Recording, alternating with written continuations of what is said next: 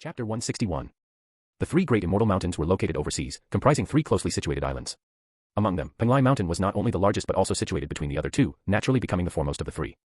Without the protection of the formation, the three immortal mountains lost their mystical aura.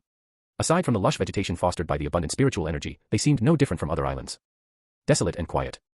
A faint shadow swiftly swept across the sky, vanishing into the rugged cliffs without causing a ripple.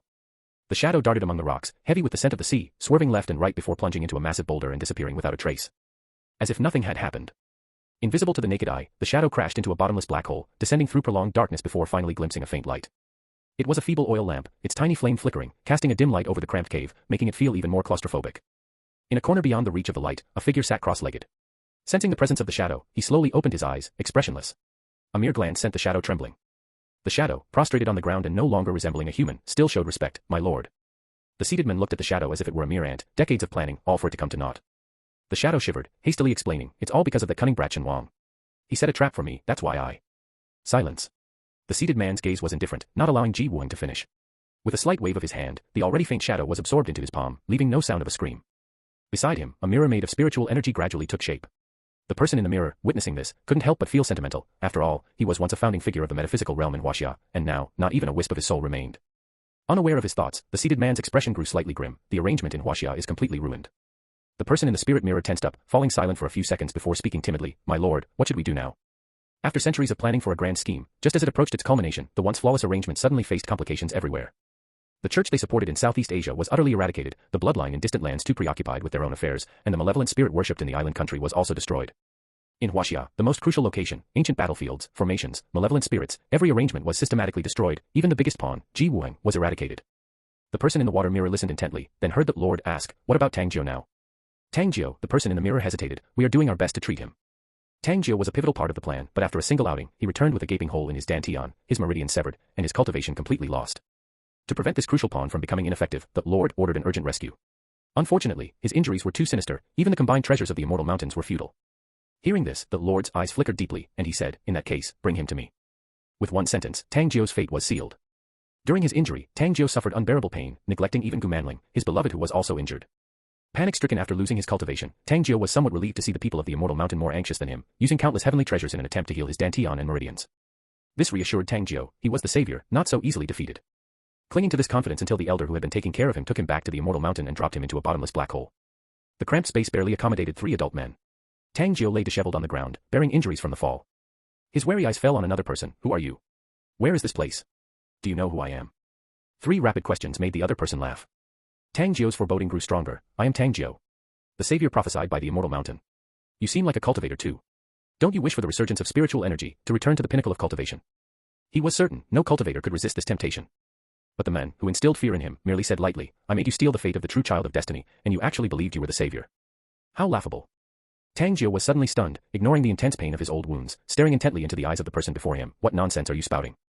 The other party, however, paid no heed to his shock, simply frowning slightly and expressing dissatisfaction. I designed your path to ascend, arranged various golden fingers and favored daughters of heaven to aid you, and yet, you have garnered only so little fate. A rotten wood cannot be carved. The implication of these words sent chills down the spine. Tang Jiu's pupils dilated, and he stood frozen. Tang Jiu had never doubted his identity as the savior, now someone was telling him it was all a lie. Tang Jiu couldn't bring himself to believe it, muttering, impossible, impossible, how can it be false? I am clearly the savior, destined to save the world. His murmuring ceased abruptly as he met the cold, condescending gaze of the man opposite him, feeling like a bucket of cold water had been poured over him. Tang Jiu fell silent. Among all the vessels, only your fate value is the lowest. Tang Jiu heard only a disdainful scoff. Amidst his shock and pain, the man opposite him waved his hand, and Tang Jiu fell into eternal silence. The person in the water mirror watched Tang Jiu collapse soundlessly to the ground, his shadow forcibly extracted and then swallowed by the Lord. Tang Jiu was dead. His death was so effortless. Dull thunder rumbled in the distance. Outside the cave, the arrays flickered unstably, shielding their master within. Even the heavens could do nothing but retreat sulkily, dispersing the dark clouds. Only the last step remains. Feeling the scant fate energy circulating within, the Lord narrowed his eyes. After so much planning, he was close to his goal, and now that all his arrangements had been destroyed. If it weren't for his early preparation of formations and artifacts to mask his aura, he would have been struck dead by divine punishment long ago, under the watchful eyes of heaven. Even so, he had spent 500 years in the dark, damp underground of this island, a full 500 years. A hint of red flashed in the master's eyes, lacking the patience to scheme for another 500 years, he commanded, get everyone ready, move immediately. Hearing the master's words, the person in the water mirror shuddered, their voice tinged with excitement. Yes, master. After so many years, master, you're finally going to accomplish your great undertaking. As a lifelong follower of the master, the person in the water mirror trembled, almost visualizing the moment their generation would restore the Xuanxue world to its former glory. The master rarely smiled, saying, after this, the whole world will be at our feet, the closed ascension passage will reopen, and nothing in this world can stop me now. As for you, you will be among the first beneficiaries of the new world. As they envisioned the future, neither paid attention to Tang Jiu's corpse on the ground, treating it as insignificant trash. After the water mirror faded, the master casually glanced at the soul-drained husk. With a flick of his finger, Tang Jiu's body was engulfed in flames, soon reduced to a pile of white ashes. A gust of wind blew, and those ashes completely disappeared. In his pursuit to usurp Shen Wang's identity, Tang Jiu had used every means, only to lose his own identity in the end, as if he never existed in this world. Meanwhile, Shen Wang and Gu Dongting had arrested the head and several elders of Baiyun Guan, along with many high-ranking members of the Metaphysical Association. The elders, unaware their younger brother had been thoroughly exposed, were still cursing Shen Wang. Shi Yan. What is the special department up to? I am an elder of the Metaphysical Association. How dare you treat me this way? Do you want to start a war between the association and the special department? What right does the special department have to arrest us? Listening to their clamor, Shi Yan sneered and handcuffed them with special restraints that inhibited spiritual energy. We are the special department, part of the national apparatus. Do you still question my authority to arrest you? Only then did the elders realize something was amiss, exchanging glances and falling silent. Behind them, the younger generation of the Metaphysical Association was clueless about what was happening, watching in confusion as Shen Wang and Gu Dongting led their elders away. They looked bewildered and lost, turning their gaze to their senior brother Bo Yu. Bo Yu was also unaware of what had occurred, his expression unusually perplexed. Brother Shen, why are our elders being taken away? Shen Wang glanced at him and said gently, well, it's because they have committed crimes. Shi Yan's mouth twitched, feeling a rare pity for these disciples of the Metaphysical Association, even though they were adversaries. Shen Wang's eyes were innocent. It's better than telling them directly that these elders were traitors, and the entire Metaphysical Association is a den of thieves. This operation caused a massive upheaval in the entire metaphysical world. In just a few minutes, news of the arrest of numerous sect leaders and elders spread everywhere. At this moment, they still didn't understand what was happening, especially the disciples whose leaders or elders had been taken away. They were in utter panic. What exactly happened? Everyone was puzzled and confused. Shi Yan, feeling helpless, had to assign someone to calm the disciples, shaking his head. It just shows that the younger generation of the metaphysical world hasn't been completely corrupted. Turning around, Shi Yan saw Shen Wang looking extremely distressed, and he was startled. Brother Shen. Shen Wang rubbed his fingers, revealing a pinch of ash. Tang Jiu, he's dead. This revelation stunned Shi Yan and the others. They weren't saddened for Tang Jiu but puzzled. Didn't the Celestial Mountain people say he was the savior? How could he die so easily? Shen Wang was pondering the same question. He was sure that although Tang Jiu's injuries were severe, they would only destroy his cultivation, causing great pain, but not life-threatening. Yet now, Tang Jiu, who shouldn't have died, was dead after being taken back by the people of the Celestial Mountain. Chapter 162.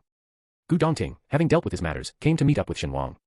Before he even got close, he noticed Shen Wang's troubled expression. Glancing at the stubborn elders, Gu Dongting softened his voice, asking Shen Wang what happened. Shi Yan and the other members of the special department completely ignored. Hearing the voice, Shen Wang looked up, seeing Gu Dongting, his furrowed brows slightly relaxed. Tang Jiu is dead. Gu Dongting was taken aback, his expression turning more serious. Ever since discovering that an invisible hand was stirring up trouble behind the scenes, both Shen Wang and Gu Dongting felt the brewing storm. The behind-the-scenes mastermind had intricate connections with the Celestial Mountain, and Tang Jiu, touted as their savior, surely had more to his story. Letting the Celestial Mountain people take Tang Jiu was initially to trace back to the person behind him, but unexpectedly, he ended up dead. His death was so abrupt. Shen Wang and Gu Dongting exchanged a deep look, both harboring an ominous premonition. Shi Yan didn't grasp the concern in Shen Wang's tone, only hearing about Tang Jiu's death. He brightened up. That's great news. After speaking, he realized it sounded inappropriate and quickly added, I mean, that's really unfortunate. Despite his words, the smile on his face didn't diminish in the slightest. Shen Wang glanced at him and cautioned, something's not right about this. Everyone needs to be on high alert and prepared. Shi Yan then responded seriously, all right, I will. Tang Jiu's death made everyone aware of the looming threat over their heads, like the sword of Damocles. Everyone's nerves were on edge as they hastened to purge the metaphysical world. But soon, they felt the terror of the force behind the scenes, which involved nearly half of the metaphysical world. Shen Wang and Gu Dongting were like firefighters, rushing wherever they were needed, without any rest, capturing suspects all over, to the point where the special department's prison was almost overflowing. It was during this hectic time that Shen Wang and Gu Dongting suddenly received a message from a foreign land. It was from Yolanda, the she-wolf queen, across the ocean. When Shen Wang and Gu Dongting had left in a hurry, they only left some medicinal pills and basic body-strengthening techniques for them. Since returning to Huaxia from the island, they hadn't paid much attention to the news about these werewolves. Now suddenly being contacted by Yolanda, Shen Wang felt somewhat guilty. Gu Dongting opened the email from Yolanda, filled with dense English text. Shen Wang blinked and looked at Gu Dongting. A hint of amusement flashed in Gu Dongting's eyes as he softly translated the message from the email, his expression gradually turning grave as he read on. After Shen Wang and Gu Dongting's departure to the island nation, Yolanda seized the opportunity they had created. She began gathering oppressed werewolves and people with special abilities nationwide, using the city that Shen Wang initially cleared as a base, officially starting the resistance against the vampires. Yolanda, aware that her resources and strength were not yet a match for the vampires, chose not to expand aggressively but to prioritize maintaining her existing territory. She had thought it would be a prolonged war, but recently, something happened to the vampires, leading to their mass deaths. Not just the lower-level vampires, but even the high-ranking ones were not spared. In just a few days, the vampires, who had oppressed the werewolves for centuries, had nearly wiped themselves out. At the end of the email, Yolanda remarked, the psychics following us thought it was a werewolf-developed poison specifically targeting vampires, but I know it's not. I'm also clueless about what this bizarre disease or poison might be. But perhaps you might have some clues. Thank you again for your assistance to the werewolves, esteemed sir.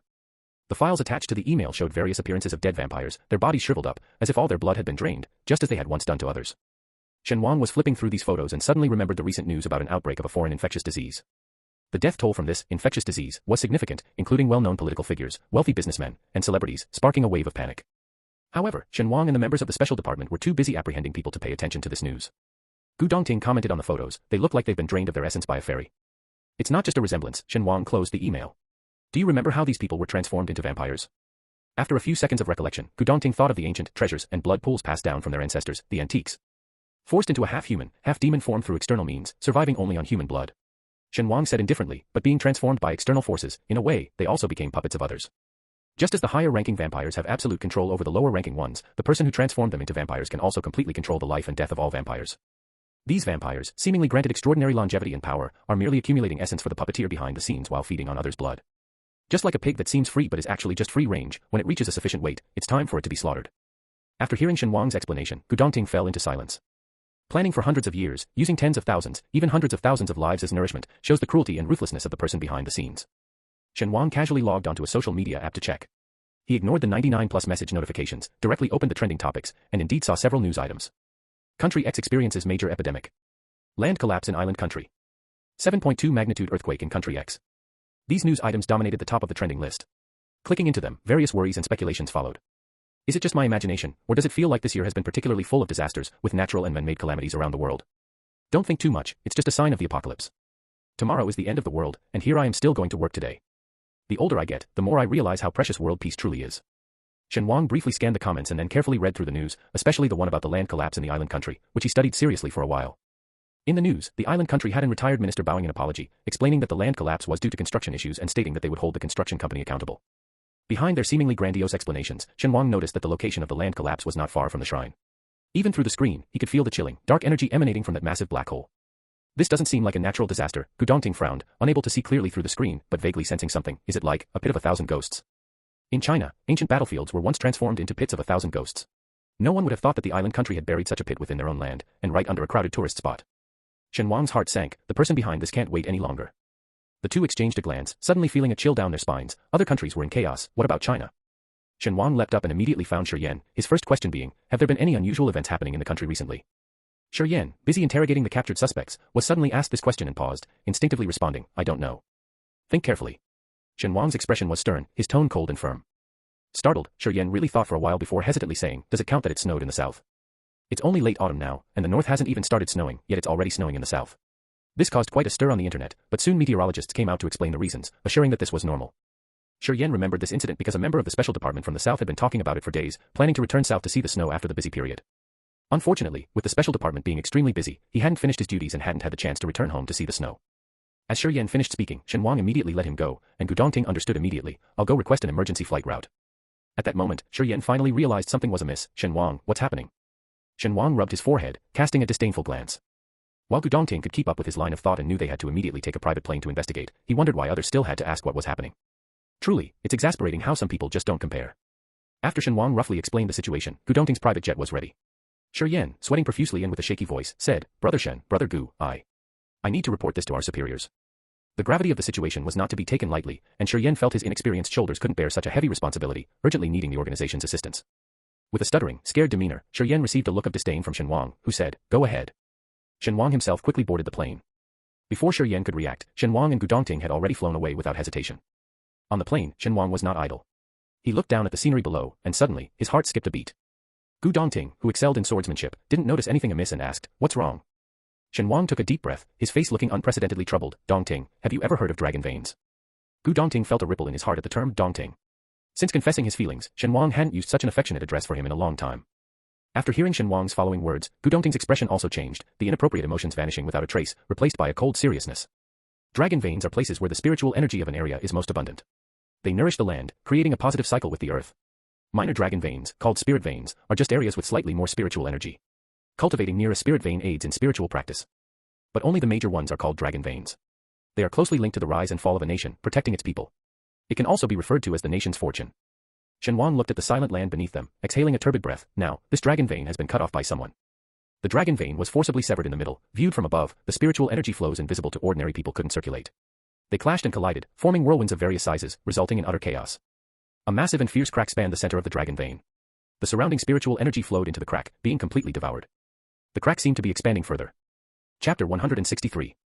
Upon receiving Shen Wang's message, the special department quickly gathered members from nearby city branches, cordoning off this large mountain range to prevent ordinary people from accidentally wandering in. It wasn't long before a team from the special department hurried to the scene. Shi Yan, Lu Tingchun, Feng Ju, and other young members were almost all present. Even most of the elusive leaders of the special department were there, led by the highest leader whom Shen Wang had met a few times. It was the ordinary old man surrounded by a halo of virtue. After some time apart, perhaps due to recent relentless events, this Mr. Li appeared even older and somewhat haggard, though his eyes remained clear and sharp. Upon seeing Shen Wang, Mr. Li's somber face broke into a smile. "Friend Shen, it's been a while. I've been too busy to thank you for the specialties you brought back from abroad. Much appreciated." Shen Wang hadn't actually brought him anything. After a moment of thought, he realized Mr. Li was referring to the Chinese antiques retrieved from foreign museums. He smiled. "I merely reclaimed what belongs to us. I hardly deserve your thanks, Mr. Li." After a brief exchange, they turned their attention to the cordoned-off mountain. While Shen Wang could see the severed dragon vein, Mr. Li could only perceive the undulating mountain range. Mr. Li inquired, "Friend Shen, how is the dragon vein now?" Shen Wang looked at the dragon vein and then at the team from the special department, realizing that none of them, be they cultivators or ordinary people, could see the dragon vein. He clicked his tongue and immediately took out talisman paper and a brush, drawing several talismans on the spot. The others, utterly baffled, were handed freshly made talismans. As they looked up in confusion, they exclaimed in shock, "What the?" Holding the talisman, Mr. Li slightly squinted his eyes. For the first time, he saw the world through the eyes of a cultivator. The once ordinary mountain range seemed to come alive, with streams of blue energy flowing and forming the shape of a dragon. This immense azure dragon, with its large horns, 2 whiskers, 5 claws, and semi-transparent scales on its body, was intricately beautiful. Yet this majestic and beautiful dragon was bisected at its waist, losing the elegance unique to great dragons. It lay awkwardly on the ground, seemingly at its last breath. As they observed, the dragon's head moved slightly, and Mr. Li suddenly locked eyes with the dragon. Its eyes were a deep green, seemingly harboring immense energy. The moment their gazes met, Mr. Li's composure faltered. "Mr. Li." The others exclaimed in alarm, gathering around him, disregarding the rare sight of the dragon's true form, a testament to his popularity and respect. Amidst the crowd's panic, Shen Wang remained calm. "Don't worry, the dragon vein won't harm him." Sure enough, as Shen Wang spoke, Mr. Li's vacant eyes gradually regained clarity. He took a deep breath, his gaze complex. "I feel quite good now." In that moment of eye contact with the dragon, Mr. Li felt as if his innermost being was laid bare. That gaze was so majestic, yet so kind and gentle. The dragon's gaze brought him no harm, instead gently sweeping away his recent fatigue. Shen Wang smiled. "It's the dragon vein, a symbol of our nation's fate. Mr. Li, you've done much for our country. As the embodiment of our national destiny, it holds you in high regard. It has granted you a fortunate opportunity. I believe you'll enjoy good health and a long life henceforth." Hearing this, everyone fell silent. Gazing at the weakening dragon vein, their emotions were complex. Even in its dire state, it had bestowed an opportunity upon Mr. Li. It was then that everyone truly grasped the gravity of the situation. This was the dragon vein, representing the nation's fate, deeply intertwined with China. It was the guardian deity of this land, born from and deeply loving every creature on it, every citizen of China. Now, seeing the chaotic energy inside the dragon, its horrifying severed wound, and the pure spiritual energy at the wound being tainted black, dropping to the ground like blood. Some averted their eyes, unable to bear the sight, others teared up in sorrow, while some murmured indignantly, "Who could be so cruel?" Having locked eyes with the dragon, Mr. Li seemed especially attuned to its pain. He took a deep breath and asked Shen Wang, "Friend Shen, is there any way you can help it?" Shen Wang gestured to Mr. Li. "The dragon vein, tied to a nation's fate, isn't easily damaged. Someone has spent decades setting up a formation nearby to absorb its spiritual energy." Following Shen Wang's indication, they saw that around the dragon vein, mixed with its pure spiritual energy, were murky-colored lines. These lines, though inconspicuous on the dragon's vast body, formed a dense net, trapping it and rendering it immobile. "This is..." Mr. Li's wrinkles trembled as he murmured, "How much it must be suffering." Indeed, how much it must be suffering. Even the hardest of hearts couldn't help but moisten their eyes at this moment. "Shen Ji, you must have a way, right?" Shi Yan's eyes reddened, looking anxiously yet hopefully at Shen Wang. Everyone's expectant gazes turned to Shen Wang. Even those in the special department who disliked his personality knew of Shen Wang's unfathomable strength and mysterious abilities. He had resolved ancient battlefields that stumped numerous experts, so surely he could address this dragon vein issue. Facing these heavy gazes, Shen Wang paused and sighed. "I can resolve this formation, but the dragon vein's core has been severely damaged. It's like a human's major artery being severed. Treating other wounds is futile if the main issue remains unsolved. If it were an ordinary spiritual vein severed, its energy would have dissipated, leaving nothing behind. Only because the dragon vein is much larger than ordinary veins has it managed to survive this long, but that's all. Even you can't do anything." Mr. Li couldn't hide his disappointment, looking sorrowfully at the azure dragon. Not dwelling on sadness for long, he quickly composed himself and decisively said, "Friend Shen, please do what you can to help, to the best of your ability. There's always a way out. Perhaps a solution will present itself in time. Shi Yan, re-examine all the captured criminals, see if there's any connection to this dragon vein incident. If there is." A sharp light flashed in Mr. Li's eyes. "Charge them with treason and apply the highest penalty. Tingchun, you lead the team to protect the dragon vein. Don't let anyone near it, and I mean anyone. That includes members of the special department. Dongting, the task of uncovering the true mastermind falls on you. It's time we probe the reality of Xianshan." A series of commands issued, and the special department's personnel sprang into orderly action. Seeing this, Shen Wang raised an eyebrow, worthy of an experienced leader, not a word wasted. In a situation seemingly at a dead end, maintaining rationality and making the most beneficial decisions in the worst circumstances is commendable. Shen Wang added a reminder, the damage to the dragon vein concerns national destiny. There might be unrest in the country soon. It's best if the authorities prepare in advance. Mr. Li's eyelids twitched. The angrier he was, the calmer he became. I will contact the people at the Ministry of Defense. Shen Wang was already very familiar with the formation trapping the dragon vein, the same one that absorbed spiritual energy. Without much thought, he swiftly dismantled it. But even with the formation undone, the dragon vein only weakly lifted its eyes.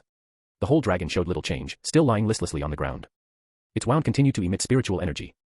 Frowning in contemplation, Shen Wang arranged for some high-quality jade to be prepared, setting up a spirit-gathering formation near the dragon vein. This allowed the dissipating spiritual energy to remain near the dragon vein instead of vanishing. Though it couldn't heal it, this could somewhat slow down its decline. As Shen Wang had anticipated, a magnitude 6 earthquake struck Huaxia within 2 days. Fortunately, the authorities were well prepared and dispatched rescue teams immediately, resulting in minimal casualties. However, while the nation focused on the earthquake, a massive outbreak of evil spirits occurred in the capital, catching the special department off guard.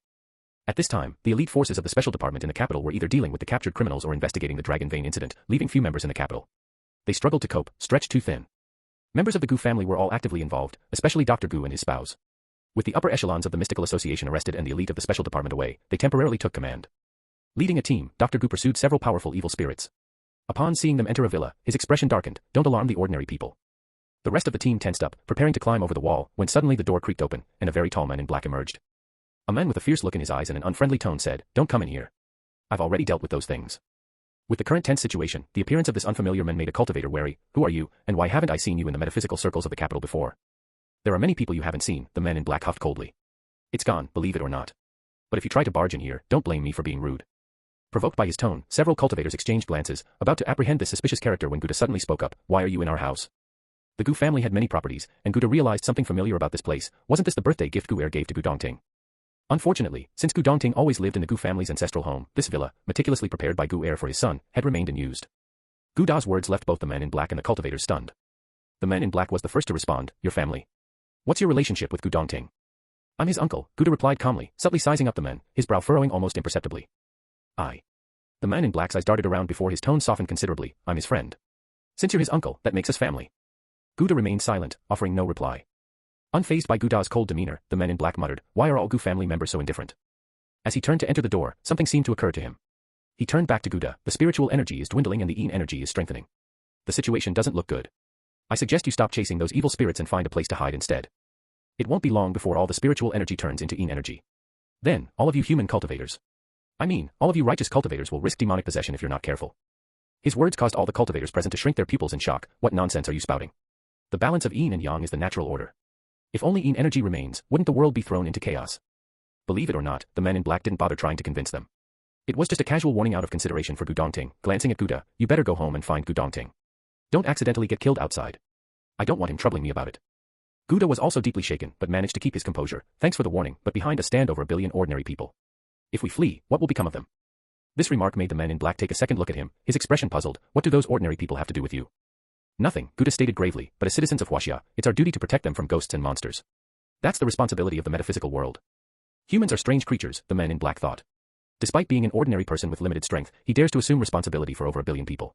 He couldn't understand. Moreover, this man seemed very familiar with Gu Dongting and Shen Wang, which unconsciously lowered their guard. After a few seconds of silence, Gu spoke firmly and resolutely, like his own sword, continue to eradicate the evil spirits. "We can't let them harm ordinary people." The cultivators were revitalized. "Yes. Even if the end of the world were to come tomorrow, it shouldn't befall ordinary people, at least not before all cultivators perish." Hearing the noise outside the door, Songjue tilted his head. "Can't even handle a few minor ghosts that are barely a snack for me. Aren't they afraid of dying?" In the yard of the villa, a small, clear pond with a lone, proud lotus flower, seemingly beautiful at first glance, but upon closer inspection, its round leaves were turning yellow, and its delicate bud drooped weakly. Songjue, no longer concerned about the strange cultivators, went to the pond, stroking the yellowing lotus leaves worriedly. "Little flower, how are you feeling now?" The little flower, a ninefold lotus, a naturally sacred lotus brimming with spiritual energy, was now struggling in the murky yin energy, further aggravated by the invasion of filthy evil spirits. With the dramatic changes in the world's spiritual energy and nowhere to go, Songjue's worries deepened. The little flower tried to lift its bud, attempting to muster some energy, but the surrounding toxic yin energy soon made it wilt again. I feel uncomfortable. Songjue, am I going to die? Songjue's heart skipped a beat. Don't think nonsense. It's just a bit of yin energy. Shen Wang has a space, right? Even if the whole world is filled with yin energy, his independent space won't be affected. I'll take you to find him. When Shen Wang and Gu Dongting went abroad and couldn't take him, he insisted on leaving the little flower behind. The dragon and the flower lived in Gu Dongting's house, spending his money, enjoying the pleasures of modern life to their fullest. Now, they were no longer the two ancient beings who had just left their cave, they had perfectly integrated into modern life. Their peaceful days didn't last long before they encountered a major world upheaval. Songjua no longer hesitated, carefully making the little flower reduce its size and placing it on his shoulder. Don't worry, with their personalities, as their contracted spirit pets, they won't abandon us to die. Once, Songjua couldn't bear to be far from Shen Wang and Gu Dongting, longing only for freedom. Now, he regretted not leaving the capital with them. For the little flower, he was willing to sacrifice everything, including the freedom he had yearned for thousands of years. Chapter 164. These past few days, Shen Wang had been staying near the dragon vein, trying desperately to repair it. But even in the world of cultivation, it's extremely difficult to repair a damaged spirit vein, let alone in an era of dwindling spiritual energy. Shen Wang even awakened the long-dormant Xian Jade Immortal Book, hoping to find a solution, but to no avail. After hearing about the events in the capital, Elderly rushed back overnight, and Gu Dongting, putting aside his own tasks, followed Elderly back.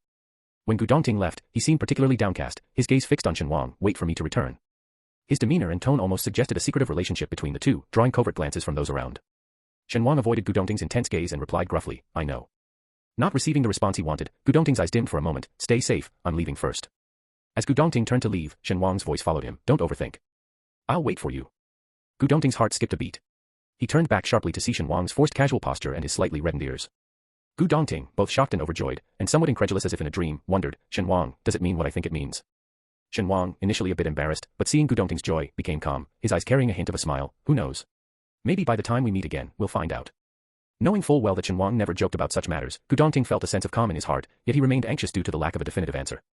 Two thoughts battled in his mind, each taking turns to dominate, causing his expressions to fluctuate between happiness and worry. Sitting on the plain, Gu Dongting was restless, suddenly pondering, if Shen Wang agreed to his pursuit, what would be the reason? Was it because of him, or because of the other self within him? This thought somewhat dimmed his joy.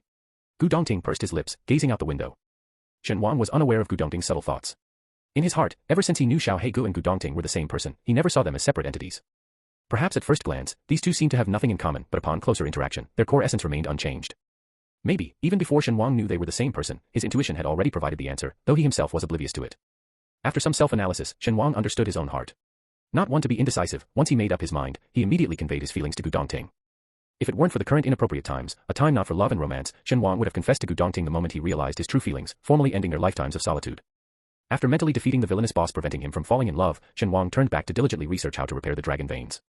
Immersed in his research, neglecting sleep and food, the members of the special department around him tiptoed, fearing they might disturb Shen Wang. Just as he was on the verge of grasping an idea, Shen Wang's thoughts were interrupted by a noisy disturbance outside. Let me in. This is a government-restricted area, entry is not allowed without permission. Please leave immediately, or we will resort to force. Just you. A bunch of mere mortals, like ants. Ha. Listening intently for a moment, Shen Wang frowned and muttered, who is this person, so arrogant, calling people mere mortals?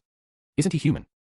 No sooner had the words left his mouth than Shen Wang realized something was amiss and immediately rushed outside, only to see Songjua with a grim face, confronting the patrolling members of the special department, the atmosphere tense and explosive.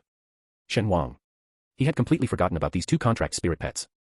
Glancing at the ninefold lotus on Songjua's shoulder, his own contract spirit pet, from which he had once coaxed many leaves and petals, Shen Wang cleared his throat. Ahem, well. Shen Go. The special department members, seeing Shen Wang, relaxed and immediately started complaining, this guy came out of nowhere and is picking a fight. Songjua also snorted coldly, Shen Wang, these people dared to stop me from seeing you, truly blind. Rubbing his forehead, Shen Wang looked like a teacher dealing with a kindergarten quarrel. It's okay, this is my friend, he's here to see me. Hearing this, Songjua was smug as ever, lifting his head high like a victorious rooster. The members of the special department looked at each other in confusion. Huh? Reluctantly, they withdrew their weapons, grumbling, since he's a friend of Shen Go. They had no choice but to let him pass. As the special department personnel dispersed, Shen Wang was about to ask Songjua why he was there, but Songjua had already succinctly stated his purpose. The yin energy is too strong now, the little flower is struggling. Put him in your space to recuperate. Simple, straightforward, and to the point. Shen Wang looked at the little flower, which indeed lacked its previous vitality, emanating an aura of impending decline. The little flower swayed its petals, timidly greeting Shen Wang, Shen Go. Without hesitation, Shen Wang opened his space and placed the ninefold lotus inside. The mustard seed space was a world unto itself, unaffected by the outside pollution, filled with numerous spiritual plants and diligently tended by the spiritual peaks, making it rich in spiritual energy. Upon entering, the little flower immediately revived like a parched land embracing a rainstorm, stretching out its branches and leaves with a comfortable sigh. Seeing this, Songjua finally relaxed. I don't know what's happening, but the yin energy between heaven and earth is becoming denser. If this trend continues, soon all the spiritual energy in the world will transform into yin energy. By then, will this world remain the realm of the living, or become hell? Who knows? Shen Wang was also aware of the changes between heaven and earth, the influence of someone orchestrating behind the scenes, the evil spirits, formations, death, and slaughter, all generating yin and evil energy. The damage to the dragon veins that maintain the land further accelerated the dissipation of spiritual energy. Shen Wang did not hide anything and shared the situation with Songjua, ending with a sigh. The hidden power has been scheming for hundreds of years, nearly encompassing the entire world in its plot. Now, the whole world is in turmoil, and I can only do my best to maintain peace in this land of Huaxia. As for other countries, he was willing but powerless. Songjua also saw the dragon veins, his eyes flashing with envy and admiration. For a Jiao, transforming into a dragon is the lifelong wish of all their kind. Zhou was born during the era when humans and mythical beasts competed for fate, with the beasts at a disadvantage. All legendary beasts took to the battlefield, and most perished. He had never seen a real dragon. Gazing at the fracture in the dragon vein, Zhou asked, in this condition, can it still be saved? It's not a living being, just a spiritual vein that has taken form. Despite its current state, with some care, it can survive a few more months, Shen Wang explained slowly. I found a method, which involves finding several spiritual veins and using them as a glue to bind its two halves together. Just like how a broken human bone can heal itself when fixed in place, a damaged spiritual vein can also self-repair when surrounded by abundant spiritual energy. In today's world, are there still any spiritual veins left? Zhou looked doubtful, thinking that perhaps a couple of Yin veins might still be found. Shen Wang sighed again, that's exactly the problem. It seemed like the situation had reached another deadlock. Both man and beast fell into a mutual silence. As Shen Wang pondered how to artificially create a few spiritual veins, Zhou's gaze shifted unpredictably while looking at the dragon vein. After an unknown period, Zhou's eyes gradually firmed up. If the dragon vein has taken the form of a dragon, could dragon's blood, real dragon's blood, heal its wounds? Real dragon's blood. That's even harder to find than spiritual veins, Shen Wang rolled his eyes, then replied, but yes, real dragon's blood could indeed help, though its effects might not be as good as those of spiritual veins. As he spoke, Shen Wang suddenly realized something and looked at Zhou in shock. Zhou's gaze was still fixed on the dragon vein, his eyes slightly glazed as he delved into his memories. My grandmother was a dragon. I don't know what kind, but she died before I was born. Thanks to this dragon whom I've never met, there are a few drops of real dragon's blood in my body. It was because of this trace of real dragon's blood that he had been captured by human cultivators, who planned to extract it from him after their affairs were settled. But that person never returned, and Zhou survived. Speaking of the past, Zhou had become much calmer. True dragon's blood, so precious that both human cultivators and mythical beasts coveted it. If his identity had been revealed back then, not only would human cultivators have tried to kill him, but his own kind would also have sought to extract the true dragon's blood from his body. After all, for the Jiao dragon clan, the obsession with true dragons is always strong. True dragon's blood, indeed. Shen Wang rubbed his fingertips, knowing that even in the world of cultivation, it was an extremely precious treasure. Being Gu Dongting's spirit pet, he clicked his tongue in resignation. Shen Wang spoke harshly, full of frustration at the missed opportunity with such a treasure. Now you mention this, you aren't planning to use true dragon's blood to save the dragon vein, are you? Why? You're a mythical beast who can survive and cultivate in Yin energy. If I remember correctly, you also detest humans. Zhou withdrew his gaze, displaying a rare seriousness and solemnity. I can live in Yin energy, but the little flower cannot. Imprisoned within the formation, Zhou spent thousands of years in solitude and loneliness, carefully nurturing a small flower, watching it grow from a fragile sprout into its current form. They spent every moment together, the only bright spot in their otherwise lonely lives. Hundreds, thousands of years, for Zhou, nothing in the world was more important than the little flower. Even if the little flower could now live in Shen Wang's space, it couldn't stay there forever. What if Shen Wang died? Shen Wang, even if you die, I won't, thank you. Considering that this Jiao was willing to offer his true dragon's blood, Shen Wang didn't argue further. He looked at Zhou, are you really planning to use true dragon's blood to save the dragon vein? Chapter 165. Zhou's expression was resolute, I am willing. Having said that, and with the dragon vein in urgent need of rescue, Shen Wang did not try to dissuade him further. Instead, he said, although you are offering the true dragon's blood for the little flower, by saving the dragon vein, you're saving the nation. I will report this and ensure you are recognized as Huaxia's guardian beast, granting you the respect and recompense you deserve from Huaxia. Zhou, disinterested in becoming a guardian beast, grumbled, I don't want to get involved with humans. If you really want to repay me, just brew me more elixirs in the future. Saying this, Zhou licked his lips. The pills made by Shen Wang were not only rich in spiritual energy but also tasted good, perfect as a snack. Deal, Shen Wang smiled. As long as I have the raw materials, I'll make sure you have enough elixirs. Of course, that was only if the raw materials were sufficient. Man and beast shared a knowing smile, each with their own cunning plans in mind.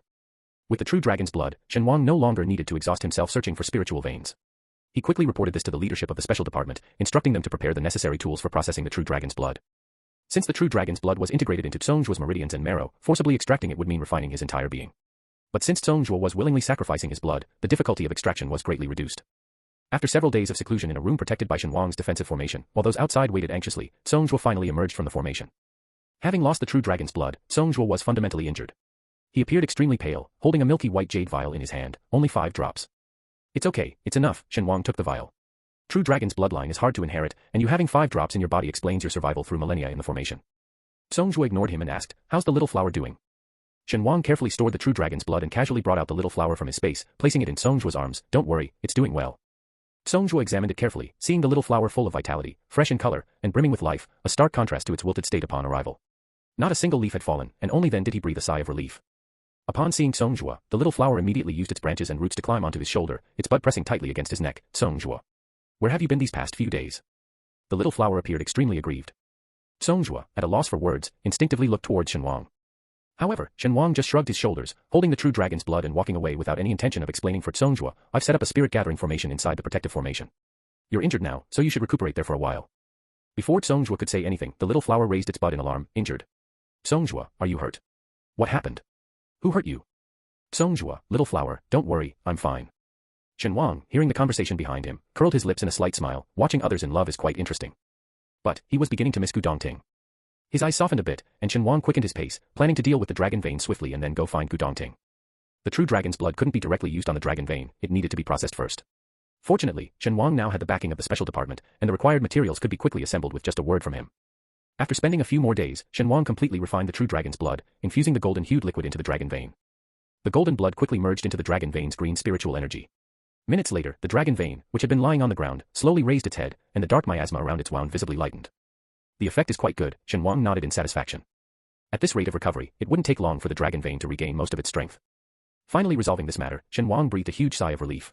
Just as he was about to instruct the special department personnel responsible for guarding the dragon vein, the gigantic green dragon suddenly opened its mouth, emitting a clear and melodious dragon's roar. This sound, unlike the deafening roar of a true dragon, was extremely gentle. The dragon exhaled a stream of green air, like a spring breeze, brushing over the trees and mountains below. Wherever the green air passed, all the plants shivered their branches and leaves, growing more upright. Like a warm spring breeze melting snow, it dissolved the energy that was devouring the world. Seeing this, Shen Wang couldn't help but sigh. Your most important task now is to heal yourself, there's no need to rush to protect other beings. The dragon vein, unable to speak, gazed at Shen Wang with its deep green eyes. The chaotic spiritual energy on its body gradually became smooth, and its body, broken in two, started to show signs of merging. After a while, it opened its mouth again, and a drop of greenish blood emerged, flying towards Shen Wang. Shen Wang looked closely. You actually saved a drop of true dragon's blood. It seems fitting for the Huaxia dragon vein, embedding frugality deep into its essence. Seeing the dragon vein's insistence, Shen Wang carefully collected this transformed drop of true dragon's blood in a jade vial. This was given to you by a Jiao. Since you've saved a drop, I'll return it to him. It won't disrupt his dream of becoming a dragon. Rest well. As long as you exist, Huaxia will never perish. Having said that, Shen Wang waved at the dragon vein and turned to leave. The dragon vein blinked its eyes. Being a manifestation of gathered spiritual energy, representing all beings of heaven and earth, it had little sentient intelligence, only possessing a bit of instinct inherent to the dragon vein. In its eyes, all beings were indistinct, just clusters of various colored auras. Some were small and frail, representing the tenacious weeds at the foot of the mountains. Some carried their own golden light, bursting with energy, which it particularly liked. More commonly, there were numerous white light clusters, bright or dim, standing close together. But the aura in front of it was unlike any other, a faint purple, evoking an unconscious closeness and trust in the dragon vein. As the purple aura gradually moved away, the dragon vein lowered its head and closed its eyes. With its breathing, the surrounding spiritual energy rippled, nourishing the earth beneath it. When Shen Wang returned the green true dragon's blood to Songjue, he was both shocked and delighted. Is this a celestial gift from the dragon vein? This teaches us that doing good deeds does bring rewards, Shen Wang said with a smiling nod. Songjue was extremely pleased. While the true dragon's blood was precious, a Jiao transforming into a dragon would inevitably face a formidable thunder tribulation, and most Jiao perished at this hurdle. With this celestial gift from the dragon vein, signifying its approval, facing the tribulation to become a dragon would undoubtedly be much easier. On second thought, it seemed like a small gain.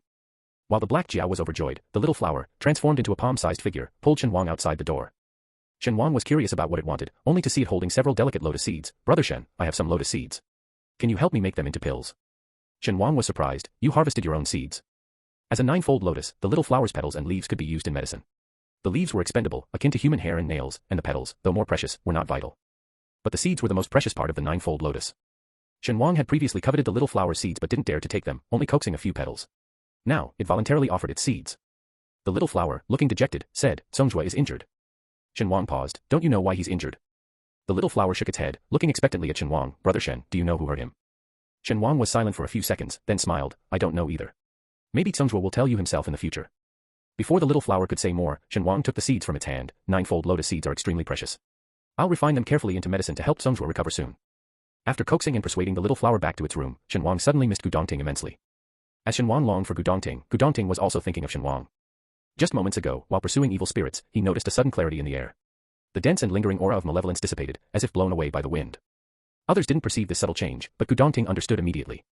It was Shen Wang who had saved the dragon vein, and the dragon vein had begun to protect the land once again. Gu had looked troubled throughout the journey, and Gu Dongting, having waited in vain for him to speak, finally took the initiative. Gu Da's expression became even more conflicted, and after a few seconds, as if having made a decision, he finally asked, What is your relationship with Shen Wang? Gu Dongting seemed much changed upon his return this time. He was no longer solely focused on slaying demons and eliminating evil spirits. His demeanor had become much colder, and he appeared more ruthless towards those in need of help, no longer indiscriminately protecting weaker cultivators. Even his phone, which he seldom used before, was now always kept close to him. He would take it out and look at it during breaks in his tasks, his gaze unexpectedly tender. Gu Da almost thought there was a beautiful and lovely girl on the other end, thinking that Gu Dongting had finally found romance. But it turned out to be Shen Wang. Gu Da kept a straight face but felt a sense of disappointment inside. When he mentioned this at home to his wife, the result was. The stern and traditional Gu Da was forcibly introduced to a new world. Gu Da didn't quite believe his wife's speculations about the relationship between Gu Dongting and Shen Wang, but lately, he noticed their increasing frequency of contact. Even during meals, Gu Dongting was always holding his phone. This unsettled him. After much deliberation over several days, he finally mustered the courage to voice the question that had been bothering him. Gu Dongting was silent for a few seconds, choosing his words carefully. He is someone I am pursuing. Gu Da breathed a sigh of relief, so it's just pursuit. Mid-sentence, Gu Da's eyes suddenly widened in shock, losing all composure. Gu Dongting smiled. Uncle, I like him, but I haven't won him over yet. Gu Da. Gu Da was left speechless and choked up. This answer was even more unsettling than if they were in a relationship. Chapter 166. Stepping into the Gu family's house, Gu Da looked gloomy, as if in deep mourning. The Gu family members, waiting for them to join for dinner, tensed up upon seeing his expression, anxiously asking, did the mission not go well? Gu Da was startled and couldn't help but glance at Gu Dongting. As a traditionalist, he had heard about the Bai family's young master insisting on being with a man, but he hadn't paid much attention to it. After all, that was the Bai family's business, and as an outsider, it wasn't his place to interfere. Now, Gu Da felt the urge to talk to the elders of the Bai family and understand their thoughts on the matter. With this in mind, Gu Da sighed heavily. This made the other Gu family members even more anxious. The elder Mr. Gu slammed the table. What exactly happened? Gu Da, looking at the elder Mr. Gu and Mrs. Gu with their heads full of white hair, didn't know how to start. While he hesitated, Gu Dongting, the person concerned, appeared calm and nonchalant. It's not about the mission, it's about my personal feelings. Personal feelings. Hearing this, the elder Mr. Gu slowly sat back down. As long as there are no issues with the mission, that's good. The next second, the elder Mr. Gu's eyes widened in shock, and he sat up straight again. What did you say? Personal feelings. Dongting, you mean? Has the iron tree finally bloomed?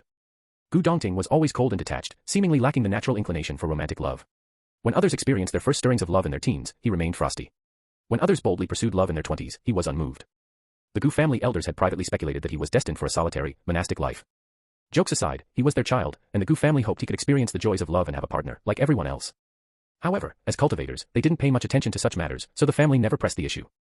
This was the first time Gu Dongting had brought up his personal feelings, exciting everyone in the Gu family. Gu Dongting's eyes softened a bit. I've fallen for a man and am currently pursuing him. Currently pursuing. The elder Mr. Gu puffed up his chest. I know a thing or two about courting.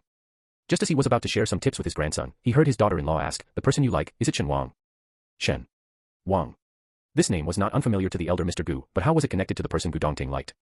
The elder Mr. Gu was momentarily stunned, replaying Gu Dongting's words in his mind, fallen for a man, currently pursuing a man. The elder Mr. Gu exclaimed in shock, Dongting, you like men. Gu Dongting had been observing the reactions of the elder Mr. Gu and Mrs. Gu, and seeing that they were surprised but not distressed, he finally relaxed. After a few seconds of thought, Gu Dongting didn't hide the truth and said directly, yes, the person I like is Shen Wang. His candidness plunged the entire Gu family into silence. The elder Mr. Gu, Gu Da, and Gu Dongting's father were shocked, as if a new world had opened up to them. Gu Da's wife and Gu Dongting's mother exchanged glances, silently communicating something. The youngest, Gu Xiaodi, didn't overthink it and happily said, Big brother, I support you in winning over brother Shen. Gu Da couldn't help but laugh and cry, patting his son on the head, don't talk nonsense. Dad, what do you know? True love knows no gender. It's rare for big brother to fall in love. Are you really going to crush his only romance in this lifetime? Gu Xiaodi argued confidently, besides, it's brother Shen, really impressive. A lot of young people in the metaphysical world like him. Upon hearing this, the expressions of a few people present subtly changed. Although Gu's younger brother often speaks without thinking, what he says isn't without reason. Given Gu Dongting's personality, finding someone he's moved by is incredibly difficult. If he misses this chance, he might truly end up alone for the rest of his life. Gu's elder cousin's expression stiffened. He glanced at Father Gu and noticed a similarly troubled look on his face. Gu Dongting smiled, breaking the strange silence. For now, it's just my one-sided affection and pursuit. Even though Shen Wang had already hinted at his feelings, without a formal confirmation of their relationship, Gu Dongting couldn't fully relax, making his spoken words seem particularly nervous. Her words implied her acceptance of Gu Dongting's feelings. Old Master Gu wiped his face, his expression turning serious. He looked into Gu Dongting's eyes and said solemnly, when we were at war, living day by day, I learned the most important thing, to cherish the present. Whether you love a man or a woman, pursue it. As long as you don't bully or let others down, don't abuse your family status or power to intimidate others. Gu's younger brother burst out laughing. Grandpa, do you know who Shen Wang is? That's Shen Wang, it's good enough if he doesn't bully others. Old Master Gu's rare moment of warmth was interrupted, his remaining words stuck in his throat. You rascal, I'm teaching you the principles of life and conduct. Regardless of who the other person is, maintain your own morals and boundaries. Don't be intimidated by their strength, nor look down on them for their weakness. With Gu's younger brothers joking, the previously somber atmosphere dissipated, returning to a warm and harmonious state. Gu Dongting looked at Gu's younger brother, who winked at him triumphantly and smugly. Feeling a warmth in his heart, Gu Dongting looked at his family and slightly curved his lips into a smile. He had heard of lovers being separated by their families and one party being troubled by the other's relatives. Gu Dongting didn't want Shen Wang to suffer any distress because of him. So, before confirming his relationship with Shen Wang, he needed to sort everything out. Fortunately, Gu Dongting had a family that loved him and was willing to accept all his decisions, including his sexual orientation. After dinner, the Gu family members returned to their rooms, while Gu Dongting and his mother took a walk in the garden. Gu Dongting wore a loose white robe, and his mother was dressed in a light blue cheongsam. They shared a striking resemblance, especially when Gu Dongting's eyes softened, looking almost 7 or 8 parts like her. I made a bet with your aunt, Gu's mother said with a mysterious smile, looking at her handsome son. Gu Dongting showed a curious expression. What bet? We bet on what your relationship with Shen Wang is, Gu's mother revealed with a smile. Seeing her son's surprised expression, she continued, Xiao Ting, perhaps even you don't realize it. the way you look at Shen Wang tells its own story. Gu's mother remembered the first time she saw Shen Wang. He had just arrived in the capital and was not yet famous in the metaphysical world. He unexpectedly arrived on a shared bicycle to meet Gu Dongting. Despite several cars in the Gu family's garage, including sports cars, business cars, and even a motorcycle worth millions, he completely forgot about those luxury vehicles and chose Shen Wang's humble bike. Gu's mother happened to see the scene and immediately thought, this person is special. Perhaps because she had already suspected, Gu's mother wasn't surprised by Gu Dongting's feelings. What surprised her was, I thought you two were already secretly together. I didn't realize you were still pursuing him. This was her way of chiding her son for being too slow. Hearing this, Gu Dongting nodded earnestly, Mom, I'll bring him home as soon as I can. Mother and son walked ahead, chatting and laughing, while in a distant pavilion, Gu's elder brother and father sat opposite each other, with a pot of sweet rice wine before them. How did my son become homosexual? Gu's father mused, sipping the sweet rice wine, unable to fathom. After all, being a wealthy and powerful businessman, Gu's father had encountered many homosexuals, even those in the entertainment industry who had shown interest in him. But he never imagined his son, who didn't have a trace of softness in him, would be one of them. After some initial shock, Gu's elder brother had fully accepted the situation, even comforting his father, at least Shen Wang is a decent person. Gu's father sipped another cup of sweet rice wine to himself. I thought, if he were to date, it would be with a cute girl, a little sun melting an iceberg. Unexpectedly, there was no little sun, the iceberg melted on its own, turning into spring water, winding around another mountain. It was inexplicably heart-wrenching. Gu's elder brother sighed, maybe we should talk to the Bai family elders. Gu's father looked at his wife and son in the distance. Not being a cultivator, he couldn't see their expressions clearly, but even from afar, he could feel their rare relaxation and joy. After his third cup of rice wine, which was his limit for the day, Gu's father conceded, forget it, this kid is a cultivator, he was never destined for an ordinary person. For cultivators, the difference between genders indeed isn't that significant. While the brothers drank in silence, above their heads, Old Master Gu and Grandma Gu watched them from high above, observing Gu Dongting and his mother walking and Gu's elder brother and father drinking. Grandma Gu sighed, whether the person one loves is male or female doesn't matter, as long as their character is decent. After experiencing betrayal by her own son, Grandma Gu seemed to age 10 years overnight. She usually put on a spirited front for the younger generation, not wanting to worry them. Now alone with her husband, she no longer hid her weariness. Old Master Gu stepped forward, embracing Grandma Gu, let's just consider we only had 2 children. Seeing her still downcast, Old Master Gu thought for a moment and said, Shen Wang is a good person. He's about the same age as Xiao Ting, handsome, skilled in cultivation, perhaps even stronger than Xiao Ting, and knowledgeable. As Grandma Gu's attention was captured, Old Master Gu continued, most importantly, this child has a pure heart. Do you know about the recent theft at the foreign museum? It was his doing. Listening, Grandma Gu nodded repeatedly, not bad, really not bad. Shen Wang didn't know that, without his own knowledge, he had already unwittingly won over the entire Gu family. After healing the dragon vein, and observing for 2 days to ensure its improving condition, he handed over the follow-up work to the special department staff, then returned to the capital with Sua and Xiaohua. In just a few days, the Yin energy in the capital had significantly increased. This was still under the extra protection of the dragon vein, right at the feet of the Son of Heaven. One could only imagine the situation in other places. Shen Wang returned to the special department with a frown, only to find 2 groups confronting each other upon entering. One was the special department, and the other, astonishingly, were people from Xian Mountain. Chapter 167. What's going on here? Shen Wang casually grabbed a familiar member of the special department and asked. The person didn't turn around, fixating on the people from Xian Mountain with an angry tone, what else could it be? These people from Xian Mountain are here to cause trouble. As if we in the special department are pushovers. After a few more curses, the person turned around, about to say something, but upon seeing Shen Wang, his eyes lit up, Brother Shen. He didn't lower his voice, and his words immediately attracted the attention of everyone in the room. Shen Wang looked forward and saw the leader of the people from Xian Mountain, who was none other than the sect master of Xian Mountain, Yun Jiyong. Seeing Shen Wang, her expression shifted slightly. The office building of the special department was already cramped, and now it was even more crowded. Upon seeing Shen Wang, both confronting sides instinctively moved back, creating a path for him as if parting the sea like Moses. Standing next to Shi Yan, who was confronting Yin Jiyong, Shen Wang looked around and noticed that the number of people from Xian Mountain was significantly less than that of the special department. Upon closer observation of Yin Jiyong, her demeanor seemed somewhat weary, her gaze no longer as lofty as it was during their first meeting. Shen Wang pondered, Sect Master Yun, you didn't come here to cause trouble, did you? Yin Jiyong paused, not saying a word. Shi Yan had no fondness for the people of Xian Mountain. Seeing this, he scoffed coldly, Sect Master Yun, the special department is not a place you can just waltz into. If you're here to provoke us with so many people, don't blame us for resorting to weapons. Faced with Shi Yan's threat, Yun Jiyong's expression cooled, I've said, I have no intention of provoking. Then why bring so many people? Shi Yan eyed Yun Jiyong with suspicion. Shen Wang stroked his chin, thinking for a few seconds, then signaled Shi Yan, let everyone disperse. I'll have a private talk with Sect Master Yun. What? Shi Yan was startled, Brother Shen, that's too risky. Yun Jiyong had been aggressively confrontational towards Shen Wang before, putting them together now could lead to a fight, potentially wrecking the special department's office. Shen Wang glanced at Yun Jiyong and her disciples, quiet as mice behind her, I know what I'm doing. Under Shen Wang's firm insistence, the members of the special department reluctantly left one by one. Shi Yan, tense throughout, kept a vigilant eye on Yun Jiyong. Fortunately, it seemed that she really didn't come to cause trouble and also dispersed her disciples from Xian Mountain. The only ones left were Shen Wang, Shi Yan, Yun Jiyong, and a Xian Mountain elder. Once in the office, Yun Jiyong finally revealed her purpose, I hope you can help me take back Xian Mountain. With those words, she dropped a bombshell. Shen Wang and Shi Yan exchanged a look, with Shen Wang smiling slightly, what do you mean by this, Sect Master Yun? Seeing their indifference, Yun Jiyong took a deep breath and finally spilled everything. It turned out that the Celestial Mountain was never a united front. There were different factions within, and Yun Jirong, due to his extraordinary talent and strength, became the sect master and suppressed dissenting voices. But recently, with the sudden death of the savior Tang Jiu, the forcibly united Celestial Mountain completely split. A group secretly attacked Yun Jirong, injuring him and stealing most of the Celestial Mountain's treasures. At this point, an elder following Yun Jirong spoke through gritted teeth. These are treasures that have been passed down in the Celestial Mountain for hundreds of years. They dared to steal them, such audacity. Yun Jirong's tone was surprisingly calm, seemingly unfazed by the betrayal. After stealing the treasures, they returned to the ruins of the Celestial Mountain. So, you want the special department to help you retrieve the treasures? Shi Yan asked thoughtfully. Yun Jirong nodded. If the treasures are retrieved, I am willing to give 3 of them to the special department. Shen Wang laughed. 3 treasures in exchange for our lives. Sect Master Yun, you sure know how to bargain. Shi Yan chimed in. Sect Master Yun, you surely know why those traitors returned to the Celestial Mountain ruins. Under the meaningful gazes of Shen Wang and Shi Yan, Yun Jirong's face turned slightly pale. How do you know? The Celestial Mountain had existed for too long, with many secrets unknown even to the ordinary disciples. Yun Jirong, with her extraordinary talent, had always focused on cultivation. After becoming the head of the Xianshan sect, she gradually sensed an undercurrent within, despite the seemingly calm exterior of the remote Xianshan. After discreetly investigating for a while, she uncovered the existence of a mysterious, supreme elder within Xianshan, around whom a significant hidden power seemed to be conspiring something. With the prophecy of Tang Jiu, the savior, coming to light and the sect's formation breaking, Yun Jirong thought it an opportunity to cleanse the sect and uncover this enigmatic supreme elder. Unfortunately, Tang Jiu is already dead. Shen Wang scanned Yun Jirong and said slowly, Sect leader Yun, 3 magical treasures for this deal is too unfavorable. Yun Jirong, realizing Shen Wang wasn't outright rejecting her but indicating her offer wasn't sufficient, calmly countered, what do you want? 5 magical treasures, Shen Wang stated bluntly, plus cooperation between Xianshan and the special department. Xianshan can establish itself in the metaphysical world, but it must exclusively collaborate with the special department. For instance, Xianshan disciples can join the special department during their external training, and the elixirs produced by Xianshan should be first offered to them.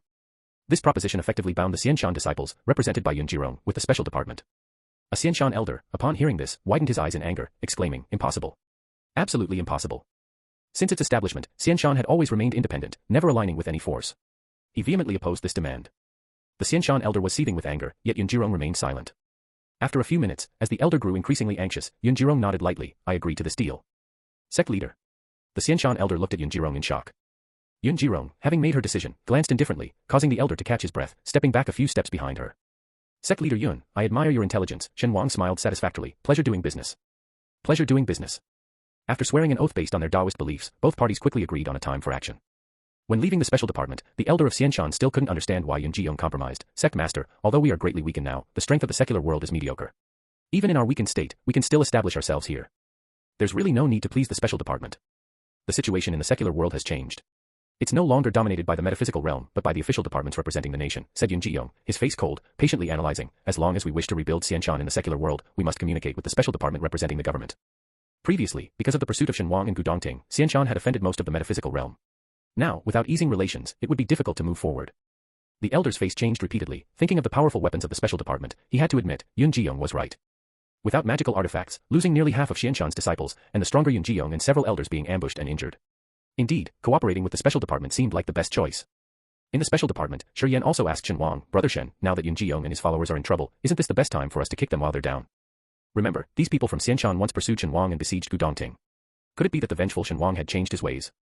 Shen Wang patted Shi Yan on the head, the person behind the scenes is related to Xianshan. That's their old turf. We need to investigate there. Isn't it more convenient with them leading the way? So. Shi Yan also realized, we were planning to explore the ruins of Xianshan. Now, with them guiding us, and having taken 5 of Xianshan's magical artifacts. It's a huge gain. Understanding this, Shi Yan immediately beamed with joy, as expected of Brother Shen, always coming out on top. After briefly buttering up, Shi Yan immediately went to report to his superiors and prepare for battle, vanishing in the blink of an eye. Shen Wang was used to his swift actions. After a few seconds of thought, he decided to look for Gu Dongting. But in these chaotic times, with abundant dark energy and various spirits emerging, Gu Dongting was busy with missions everywhere, and no one knew his exact location. Shen Wang, helpless, simply went to the Gu family's gate, planning to wait for the rabbit. He didn't intend to disturb the Gu family, but just wandering outside their gate, he was immediately spotted by someone from the family, Shen Wang. Shen Wang looked at the approaching Mr. Gu, then at the surveillance camera overhead. Mr. Gu chuckled, ever since we were ambushed by the people from Xianshan last time, we've arranged for constant surveillance to avoid being caught off guard by any incident. Shen Wang nodded obediently, greeting Mr. Gu, hello, Uncle Gu. I have a task to discuss with him, so I came here to wait. Mr. Gu paused for a few seconds, then continued smiling, he won't be back until late. Why don't you come in and sit while you wait? For some reason, Shen Wang always felt something off about Mr. Gu. After observing for a while, he realized that Mr. Gu's smile maintained the same curve, unchanged from beginning to end. It was a classic case of a smile that didn't reach the eyes. A question mark popped up in Shen Wang's mind, had he somehow offended Mr. Gu? Puzzled and concerned that something might be wrong with the Gu family, Shen Wang was about to excuse himself but then changed his mind, in that case, I hope I'm not intruding. Entering the Gu residence, Shen Wang was surprised to find that almost all the Gu family members, except for the defected Gu San's family and Gu Dongting, were gathered here. And all the members of the Gu family looked at him with a strange, eerie gaze. It seemed kind, yet carried a subtle scrutiny. Shen Wang greeted each elder in turn, feeling something was amiss. The eyes of the Gu family members crisscrossed, almost ready to jump out of their sockets. Shocked, the younger Gu brother thought, how did he come to visit? Did big brother move so fast? Confessed yesterday and got him today. Wow, impressive. Mrs. Gu shook her head in secrecy, given Xiaoting's personality, it's unlikely. After sizing him up, Grandpa Gu expressed satisfaction, this young man looks decent, has a good temperament, and clear eyes. He doesn't seem devious. Grandma Gu, however, worried about another issue, this young man seems like a handsome and young fellow. Would he agree to pair up with Xiaoting for life? Mr. Gu frantically signaled to Guda with his eyes. Clearing his throat, Guda stood up and said, Shen Wang, I hear you're skilled in cultivation. Let me learn a few moves from you. As soon as he spoke, the Gu family members, each with their own thoughts, instantly stopped their eye contact and all turned to look at Shen Wang. Shen Wang. Shen Wang, no need for formalities. Exchanging a few moves is fine.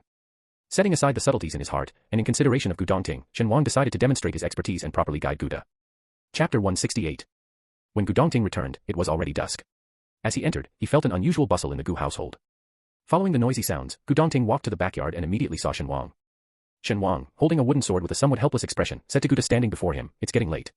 Let's stop here for today. Guda's face turned extremely grim, again. Shen Wang inwardly groaned. He had intended to gently and slightly guide Guda, but as soon as they started, Guda's aggression was overwhelming. Shen Wang, failing to hold back, responded a bit too forcefully. As they fought more, Guda's temper flared up. Despite repeated defeats, he kept fighting, never discouraged. The surrounding Gu family members shifted from excited to bored, commenting on Guda, if you can't win, don't push it. What if you tire Shen Wang out? At this age, to be pinned down by a junior. Sigh. Under the encouragement of his family, Guda became even more determined, fighting with increasing vigor. Shen Wang couldn't understand whether the Gu family disliked Guda or him. Fortunately, the arrival of Gu Dongting broke Guda's momentum, and Shen Wang breathed a sigh of relief. He felt guilty for winning too many times. How did you get here? Gu Dongting was overjoyed, ignoring his disheveled uncle and heading straight for Shen Wang. The Gu family members pretended to look away, but their ears were all perked up. Shen Wang touched his nose, the matter there is settled. The special department plans to collaborate with Yun Jirong and visit Xianshan. I came to inform you about this. Business conducted impartially, cloaked in righteousness. Gu Dongting's joy remained undiminished, his gaze tenderly fixed on Shen Wang, that's a good idea. Let's work together.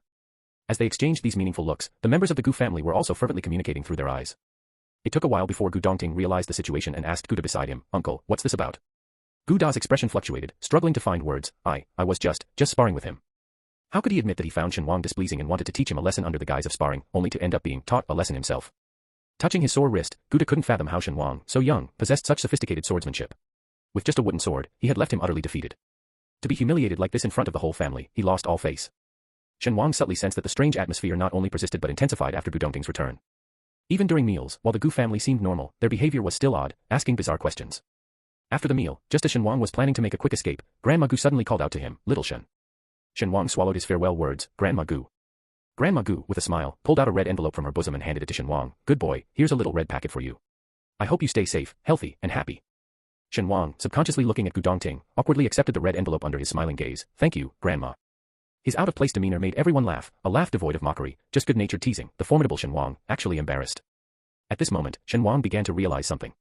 He glanced again at Gu Dongting and then at the joyous Gu family, even Guda's face softened. Yet, he hardly dared believe it. Stepping outside the Gu residence, Shen Wang, holding the red envelope, looked at Gu Dongting with a half-smile. Senior brother Gu, what have you been hiding from me? Confess and be lenient, resist and be strict. Gu Dongting went with the flow. I just told my family that I'm pursuing you. Although he had suspected it, hearing it suddenly made Shen Wang momentarily stunned. You just said it like that. Unlike Shen Wang, who had no elders, Gu Dongting had a large, loving family. Being honest about his feelings was like throwing a bomb into this family. Shen Wang hadn't expected Gu Dongting to pave the way for their relationship before everything was out in the open, greeted only by the Gu family's goodwill.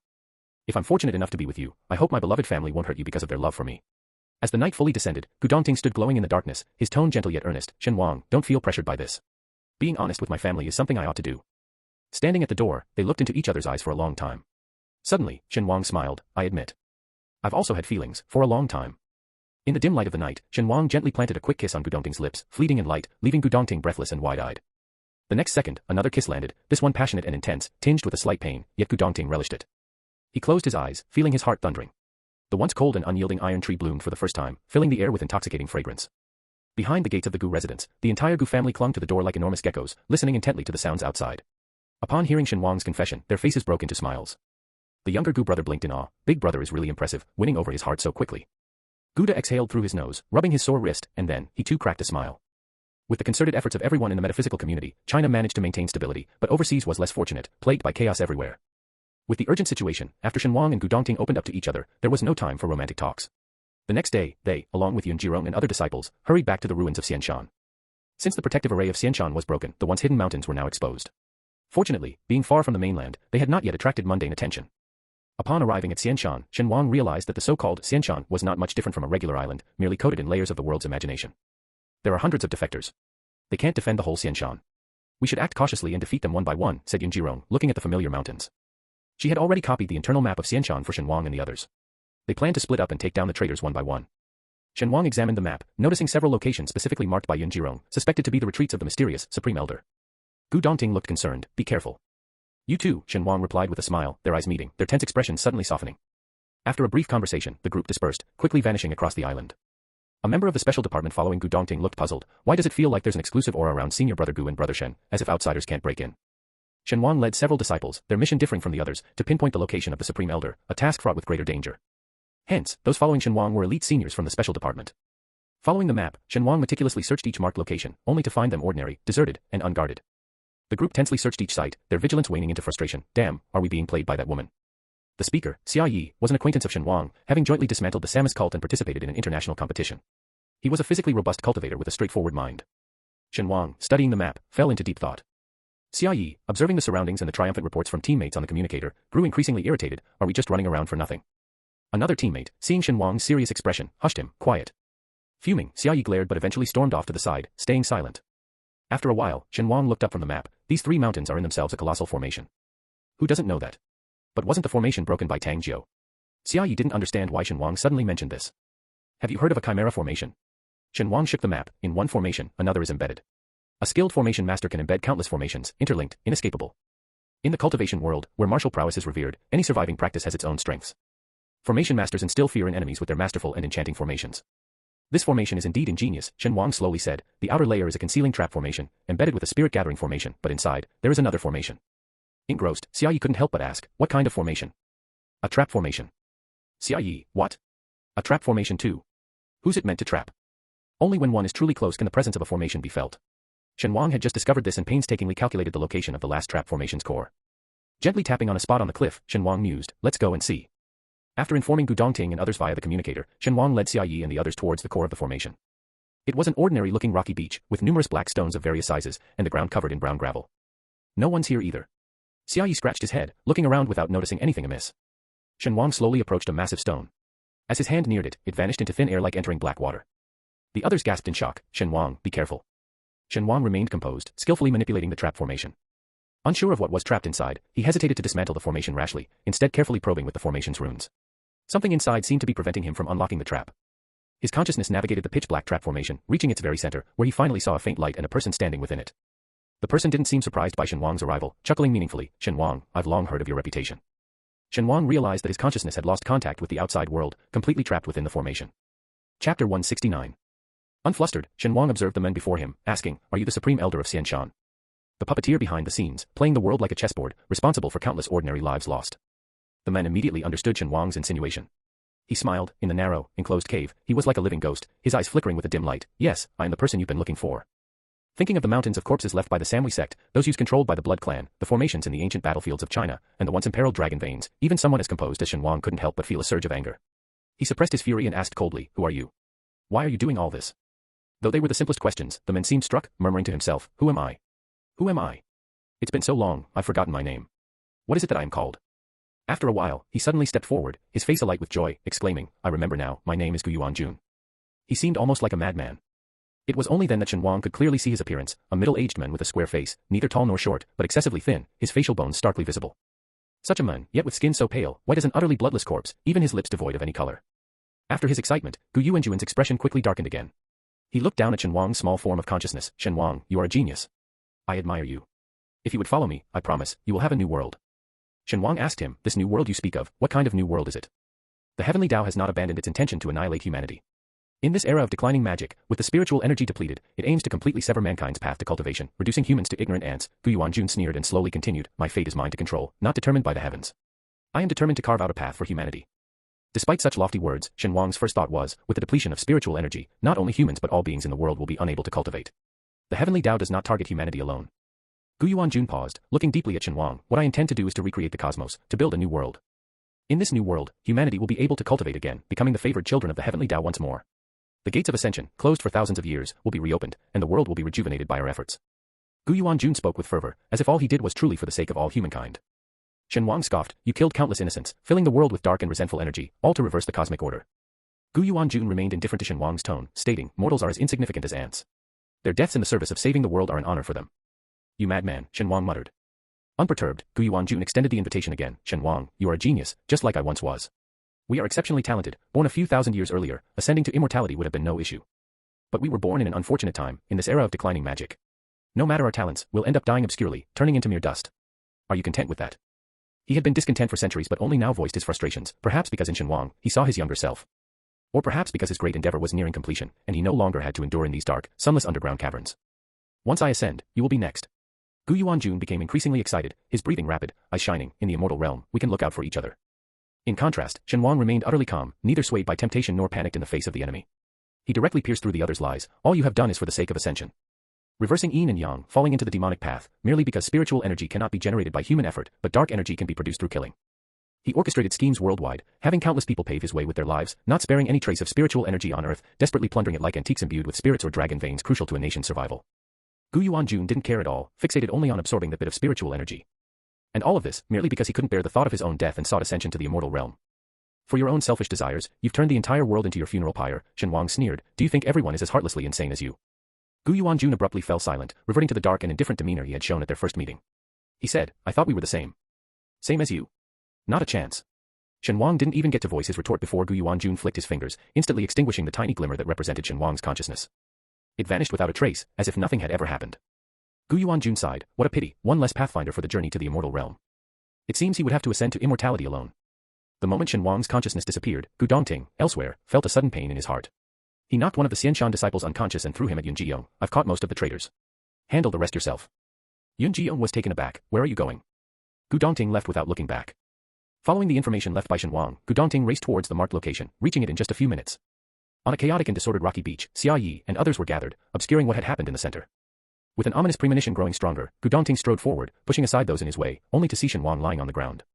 His pupils dilated sharply, and his mind buzzed, shaken to the core. When he looked up again, his eyes were bloodshot, filled with ruthless fury. What happened? Noticing Gu Dongting's distraught state, the people around didn't dare to hide anything, recounting the events in detail. Shen Wang found the core of the trapping formation. He said it shouldn't be dismantled hastily and wanted to assess the situation first. But then, out of nowhere, he just collapsed. Gu Dongting's hand, holding the sword, trembled slightly as he touched Shen Wang's face, still feeling a faint warmth, though the breath was barely perceptible. His fingers clenched into a fist, nails digging deep into his palm, drawing drops of blood. Gu Dongting gently laid Shen Wang aside, not looking back, drew his sword and struck at the large stone representing the formation's core. Yet, his strongest attack seemed to vanish into thin air, causing no ripples. Unyielding, Gu Dongting attacked again and again, unleashing sword energies like a frenzy, but the seemingly ordinary large stone remained unchanged. The onlookers were stunned, about to stop Gu Dongting from his futile efforts, when suddenly a breath of energy leaked from the stone. Everyone's pupils constricted sharply. Xia Yi quickly picked up Shen Wang from the ground and ran, while the others, not daring to delay, forcibly took the unprepared Gu Dongting and retreated repeatedly.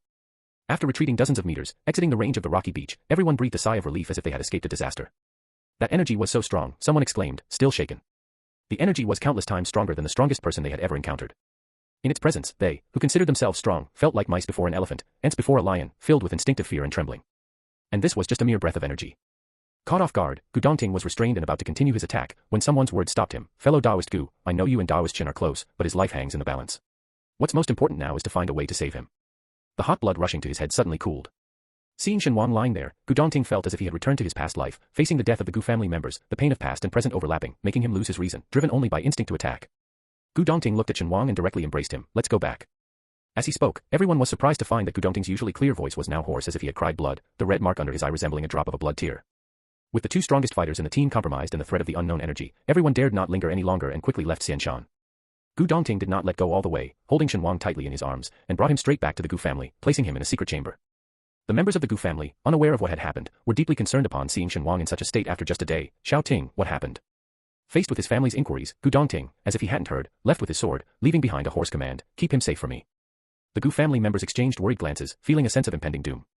Gu Dongting then headed straight back to the special department, kicking open the cell holding the captured Xianshan traitors. The department, just informed of Shen Wang's coma, was in chaos, not yet having dealt with the traitors, who were temporarily imprisoned. Gu Dongting looked coldly at the captives, demanding, "Spill everything you know." The Xianshan members exchanged glances. One of them boldly began, "It's impossible, ah." Before he could finish, Gu Dongting had already pierced his palm with his sword, then swiftly severed his meridians. Such a brutal and terrifying method startled everyone. One person stuttered, what do you want us to say?" Another sword strike, and the limbs of the speaker were severed, leaving him to wail on the ground. You can't." This time, Gu Dongting pierced his sword through the man's dantian, silencing everyone in terror, daring not to make a sound. Seeing the redness in his eyes, everyone had the same thought, this man has gone mad. Completely and utterly mad. Unable to bear it anymore, someone finally broke down, kneeling on the ground. "I'll speak, I'll tell you everything I know." A flash of cold light, and the person kneeling on the ground screamed, abruptly shutting their eyes, trembling violently. "Speak," a hoarse voice demanded above his head. The man looked up to see a face as handsome as a demonic deity, with a pair of emotionless eyes that sent shivers down his spine. Chapter 170. Gu Dongting, sword in hand, watched coldly as the renegade immortals of the mountain confessed in trembling fear. On the ground lay their companion, his meridian severed and his dantian destroyed. With such a precedent, the captured immortals dared not hide anything and divulged everything they knew. Their leader, an elder of the highest order, was one of the founders of the mountain and had lived since its inception. His power is beyond your imagination, and his ambition unparalleled. Under his leadership, the whole world will change. We won't have to endure the era of dissipating spiritual energy anymore. The man's voice grew passionate as he spoke. Subconsciously trying to recruit talents for his master, he looked up and met Gu Dongting's icy, ruthless gaze, shivering and immediately fell silent. After a while, another person added, "Our lineage has followed him for generations. That's why he knew a bit more than others. Our master is not from Huaxia. He came to the Great Ming as part of a delegation from the Japanese state over 500 years ago. At that time, Gu Yuanchun was just a teenager, a servant in the entourage. By a stroke of fate, a cultivator noticed his extraordinary innate talent and took him as a disciple. Decades later, Gu Yuanchun devoted himself to cultivation and became one of the sect's elders. It was then that he shockingly realized the world's spiritual energy was diminishing year by year. A natural prodigy, he found his progress hindered by external factors, and the dream of ascension seemed like an unreachable legend. How could Gu Yuanchun accept this? He united all sects in the cultivation world, carved out 3 islands overseas, and with all their might, founded the 3 great immortal mountains. However, unlike other elite cultivators who immediately took residence in the mountains, Gu Yuanchun chose to stay outside, living as a hermit and remaining close to the emperor. What is he planning to do? Shi Yan, who had entered unnoticed, couldn't help but ask. The speaker cautiously raised his head, and upon seeing no change in Gu Dongting's expression, began, at that time, the spiritual energy was already dissipating, and his cultivation had hit a bottleneck. So, he planned to extract the spiritual energy from the dragon veins for his own use. Shi Yan frowned deeply. Has he gone mad? These are dragon veins. The emperor at that time was already obsessed with cultivation and alchemy. Our master merely gave him a little push, the speaker said, lowering his head. So, he successfully stole the national dragon veins energy centuries ago, and now he plans to repeat the trick. Gu Dongting's eyes flashed coldly, his tone icy and unemotional, making everyone tense up. The master needed to scheme to absorb the dragon veins energy before, but after years of cultivation, his power now surpasses anyone in the world. The renegade immortal spoke with reverence for Gu Yuanchun, fear of Gu Dongting dissipating. No one can stop our master's progress. An excited disciple of the mountain gestured grandly, a 100-year plan, just a step away from fruition. This is a matter that concerns the future of humanity, and you are merely obstructing the inevitable. Before he could finish, his raised hand suddenly fell to the ground, blood spurting out and splashing on his own face. Gu Dongting withdrew his sword, its blade as clean as before, untouched by any blood. He moved so swiftly that the other special department members couldn't intervene in time. The man whose hand was severed didn't even react for a few seconds before he began to wail in agony. Shi Yan looked at Gu Dongting's profile, then at the blood splattered around the room, licking his lips. Brother Gu. Gu Dongting didn't even glance at him, coldly staring at the renegade immortals. Are you done talking? The immortals, crouching like quails, glanced at each other. Seeing that Gu Dongting might strike again, they hurriedly spoke up. Me. I know the key liaison between the mountain and the outside world. I know the master's method of cultivation. I can tell you about the arrangements in foreign countries. Fearing they might be the next to lose limbs or have their cultivation destroyed, they scrambled to divulge everything they knew, worried they hadn't said enough to avoid Gu Dongting's wrath. Finally, Gu Dongting obtained the information he wanted. Gu Yuanchun, devoted to his cultivation, had been in seclusion for centuries, his divine consciousness so powerful that anything entering his domain was at his mercy. Thinking of the unconscious Shen Wang, Gu Dongting asked, how can someone whose consciousness has been harmed by him be treated? At this, the previously talkative renegade immortals lost their voice. After a long pause, they spoke with trepidation. With our master's power, no one can. Gu Dongting looked up, and the speaker immediately fell silent. Without lingering, Gu Dongting turned and left as abruptly as he had arrived, leaving behind the relieved renegade immortals and Shi Yan, who had to clean up the mess. After sending the injured for basic treatment and moving the still-shaken renegade immortals to another chamber, Shi Yan and his subordinates managed the blood-soaked scene, conversing as they worked. Why was Brother Gu so ruthless this time? If these people weren't vicious murderers, we wouldn't know how to handle them. No choice, they were too depraved. Look at the domestic and international situations. The vampire clan is nearly extinct, and then there are the natural and man-made disasters elsewhere. If Shen hadn't noticed something wrong, dealt with the evil spirits at the ancient battlefield, and healed the dragon veins, we would be in the same situation as that island country. The thought of the current dire state of the island country sent shivers down everyone's spine. Lately, the situation in the island country had worsened, with countless evil spirits emerging and dancing energy, strong enough to incapacitate healthy adults and cause numerous deaths and injuries among the weak and elderly. This created a vicious cycle. The heavier the Yin energy, the more deaths and injuries, which in turn intensified the Yin energy and caused even more deaths and injuries. Faced with this situation, their government was still hiding the truth, claiming it was a large-scale infectious disease, and didn't take sufficient protective measures, allowing the death toll among the vulnerable to rise.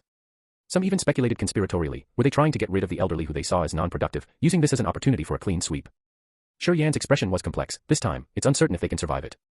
Someone scoffed, when that formation first appeared, if their cultivators had put in all their effort, I don't believe they couldn't handle a single formation in their country.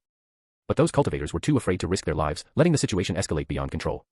Damn it, Gu Dongting is from that island country, living in Huaxia for so long. No wonder there are so many harmful formations in Huaxia and the island country, it's like a rabbit that eats the grass around its burrow. While they were cleaning up the battlefield, Gu Dongting had already returned to the Gu family residence.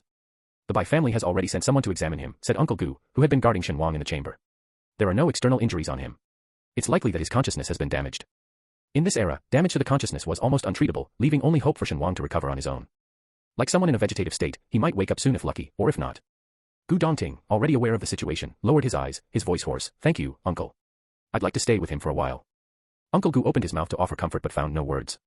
He had watched Gu Dongting grow up and had personally initiated him into cultivation and swordsmanship, understanding him better than anyone else. This was Gu Dongting's first experience with love, and suffering such a severe blow just as he was tasting the sweetness of romance was undoubtedly a huge shock. Especially since Gu Dongting, who appeared cold and tough, valued emotions deeply. Sighing silently, Uncle Gu finally said nothing and left the chamber. After hearing the chamber door slowly close, Gu Dongting exhaled a turbid breath from deep within. He gently lay down beside Shen Wang, resting his head on Shen Wang's shoulder, his mind seemingly filled with thoughts, yet also empty. After an unknown amount of time, a tear suddenly rolled down from the corner of his eye, crossing the red mole under his eye like blood. Shen Wang, please, don't leave me. In Shen Wang's consciousness realm, he watched Gu Dongting show such vulnerability and sadness for the first time, infuriated. Stupid heaven, when will you let me out? A faint voice answered him, when the time comes, you will be able to leave. Shen Wang, utterly frustrated, sat down on the ground, looking at the outside world's Gu Dongting. Gu Dongting has plundered resources from the whole world to enhance himself. He's already at the tribulation phase, and what can I, a mere foundation building phase cultivator, do? In this small world where the highest achievable power is the fasting stage, Gu Dongting resorted to unscrupulous means, exhausting the world's resources for cultivation, and his power even exceeded the limits set by the heavenly Tao. Perhaps on the surface, his level is still forcibly confined within the fasting phase as stipulated by the heavenly Tao, but his actual strength has reached the pinnacle of the tribulation phase, just one thunder strike away from ascending in broad daylight. Not to mention this world, even in the cultivation realm, he is among the top figures. In his past life, Shen Wang would only keep his distance upon seeing him, let alone now. The heavenly Tao remained unmoved. You can leave when the time comes. Shen Wang clenched his teeth fiercely and collapsed to the ground. His consciousness realm, connected to a small world forged from summer stone, looked identical, with neatly arranged spiritual plants, a small spirit water pond, and even a ninefold lotus in the pond. But all of this was just an illusionary projection, seemingly vibrant but in reality, completely lifeless, without any sign of life. When Shen Wang was probing the trapping formation with his consciousness, he hadn't relinquished all of it. Logically, even if the consciousness in the formation was annihilated, he should have only suffered damage to his consciousness, not to the extent of falling into a coma. However, the sudden appearance of the heavenly Tao picked up his fragmented consciousness and stuffed it back into his sea of consciousness, leading to his coma. And the first thing the heavenly Tao said to him was, Shen Wang, I am your father. Shen Wang. Shen Wang, I am your father. Chapter 171. After hearing Shen Wang's subconscious rebuttal, the heavenly Tao fell silent for a while before speaking slowly in an ancient and prolonged voice. As the spiritual energy wanes and the world faces peril, to grasp at a sliver of hope, I cast a clump of primordial purple chi to take human form, aiding the beings of the world in surviving this great calamity. Shen Wang frowned. Isn't the depletion of spiritual energy you're doing? The heavenly Tao is the operating rules of a world, its core, and everything in the world is subject to its laws. When the spiritual energy depleted, everyone believed it was the work of the heavenly Tao. Yet, the heavenly Tao said, I do not intervene in the normal operation of the world. To me, all beings are equal, whether they are humans, birds and beasts, or plants and trees. The ultimate path of all life is their own choice. The only thing I can do is the cycle of cause and effect. So, the current situation is the result of humanity's own doing. Catching the loophole in the heavenly Tao's words, Shen Wang quickly responded, you say you cannot intervene in the world's operation, yet you just mentioned casting a clump of purple chi. Isn't that act an intervention in the final outcome? The heavenly Tao spoke calmly, I merely placed a clump of purple chi into a baby destined to die. All the actions of that child thereafter were his own choices. As the voice of the heavenly Tao spoke, Shen Wang's vision blurred, and he saw a pregnant woman who, one second was gently caressing her belly, and in the next, her child was born with a cry. However, not long after the child's birth, a man dressed in night attire came with another infant and switched it with the woman's child. Seeing this, Shen Wang already knew who that child was. As expected, the child was intentionally left at the doorstep of an orphanage. He grew up there, even adopting 2 younger brothers and a sister, working hard to put them through university. Just when everything seemed to be looking up, his biological family found him and brought him back to his parents' home. However, he never accidentally ventured into the world of cultivation. He was merely an ordinary person, unfamiliar with the mystical realm. His biological parents soon realized he had no aptitude for cultivation. So, they let the plan to replace the bloodline of the false young master proceed. Under the false young master's manipulation, they even suppressed their real son in the old family house. Shen Wang blinked, and in an instant, all the events rewound rapidly, like playing a tape in reverse. Brought back to his biological parents, the younger brothers and sister in the orphanage, the baby left at the orphanage's doorstep. Everything traced back to the beginning, to a woman caressing her belly with a gentle smile. As the sky darkened and clouds gathered, a light rain started to fall. The woman returned to her room, lay on the bed, and slowly closed her eyes for a rest. Suddenly, a purple lightning bolt streaked across the sky, followed by a misty fog entering the woman's womb, and then a thunderous roar shook the earth. That night, the rain fell unusually heavily. Shen Wang looked at the pregnant woman's face, both familiar and strange. So, is this a reversal of time? You could understand it that way, the heavenly Tao responded. Shen Wang diverted his gaze, puzzled. Why? Even for the heavenly Tao of a small world, reversing time wasn't easy and would surely cost a lot of energy. As an emotionless entity, why would it do such a thing? Shen Wang didn't understand. Just as it said itself, it was merely a set of rules. The survival or extinction of humanity, even of all living beings, was irrelevant to it. Someone has stolen the essence of my world. This revelation made Shen Wang jolt. What? If the dragon veins are crucial to the survival of a nation, then the world's essence is vital to the existence of an entire world. The world's essence stolen. Is the heavenly Tao just idly watching? Reading Shen Wang's expression, the heavenly Tao spoke slowly. That person once absorbed a dragon vein, forming a connection with me. Using that as a conduit, he stole a strand of the world's essence. Afterward, he hid within a formation. Due to the presence of that strand of the world's essence, I couldn't attack him. And in the past life, that person won. He sacrificed the entire world to nurture the only immortal. Then, the whole world plunged into chaos and darkness. Within a few decades, all life was devoured by the dark and demonic energies, hastening the world's destruction. At the last moment, the dying heavenly Tao chose to reverse time. It restarted the world, but this time, having once had its essence stolen, it got the sole opportunity to intervene in the world's affairs. It severed a wisp of primordial purple chi from itself and infused it into a person who was meant to die. After hearing all this, Shen Wang felt an immense weight on his shoulders, almost crushing. He couldn't help but wipe his face. Don't tell me, I'm this savior. The heavenly Tao gave him an affirmative response. Shen Wang. It's really hard to feel happy. After learning the whole truth, Shen Wang got caught in a tug-of-war with heaven's path. His body lay in a coma, yet he could see everything happening around him. Seeing that single tear in Gu Dongting's eye, Shen Wang was both anxious and angry, frustrated by heaven's path's unyielding stance. In the following days, Shen Wang helplessly watched Gu Dongting become increasingly busy. He would leave each morning with a fierce aura and return at night, his aura tinged with the residue of violence, his eyes growing redder, almost demonically so. The small red mole under his eye had darkened to almost black, resembling a tear-shaped mole. Once one turns to demonism, there's no going back. In his mental sea, Shen Wang paced anxiously. Heaven's path, I admit you're my father. My almost demon spouse is stepping into the realm of demonic cultivation. Won't you think of a solution? Heaven's path, forced into a familial relationship. Its tone was as calm as ever, without a ripple. He is the original child of fate. This life, he hasn't been robbed of his fortune. He will not turn to demonism. Shen Wang. What child of fate? Aren't I the savior? Seeing Shen Wang's confused face, Heaven's path explained, in every era, for different races, the world brings forth a child of fate. They are born with great fortune and can change the entire world structure. Gu Dongting is this era's child of fate. But Gu Yuanjun coveted the great fortune of the child of fate. He created a fake child of fate to compete for fortune. Once he successfully steals it, he will absorb the fortune from the fake child of fate, thus usurping the world's origin. So that's how it is. Shen Wang had wondered how Gu Yuanjun, a mere mortal, managed to usurp the world's origin. The child of fate, carrying great fortune and a connection to the world's origin. Using this method to destroy numerous children of fate, no wonder he could usurp the origin. Shen Wang thought of the false young master, Tang Jiu. He prided himself as a savior, ending up dying obscurely, leaving nothing behind. What would he think if he knew that his savior status was fake from the start? Thinking of Tang Jiu, Shen Wang pondered another question. I always thought this was a novel world, and Tang Jiu was the protagonist. I used a method you could accept to inform you of what happened in the last life, Heaven's path admitted frankly. Shen Wang, fair enough. He had cursed Heaven's path for being blind so many times for choosing Tang Jiu as the protagonist, only to find out it was all a sham. Choosing Gu Dongting as the child of fate, it turns out Heaven's path does have vision.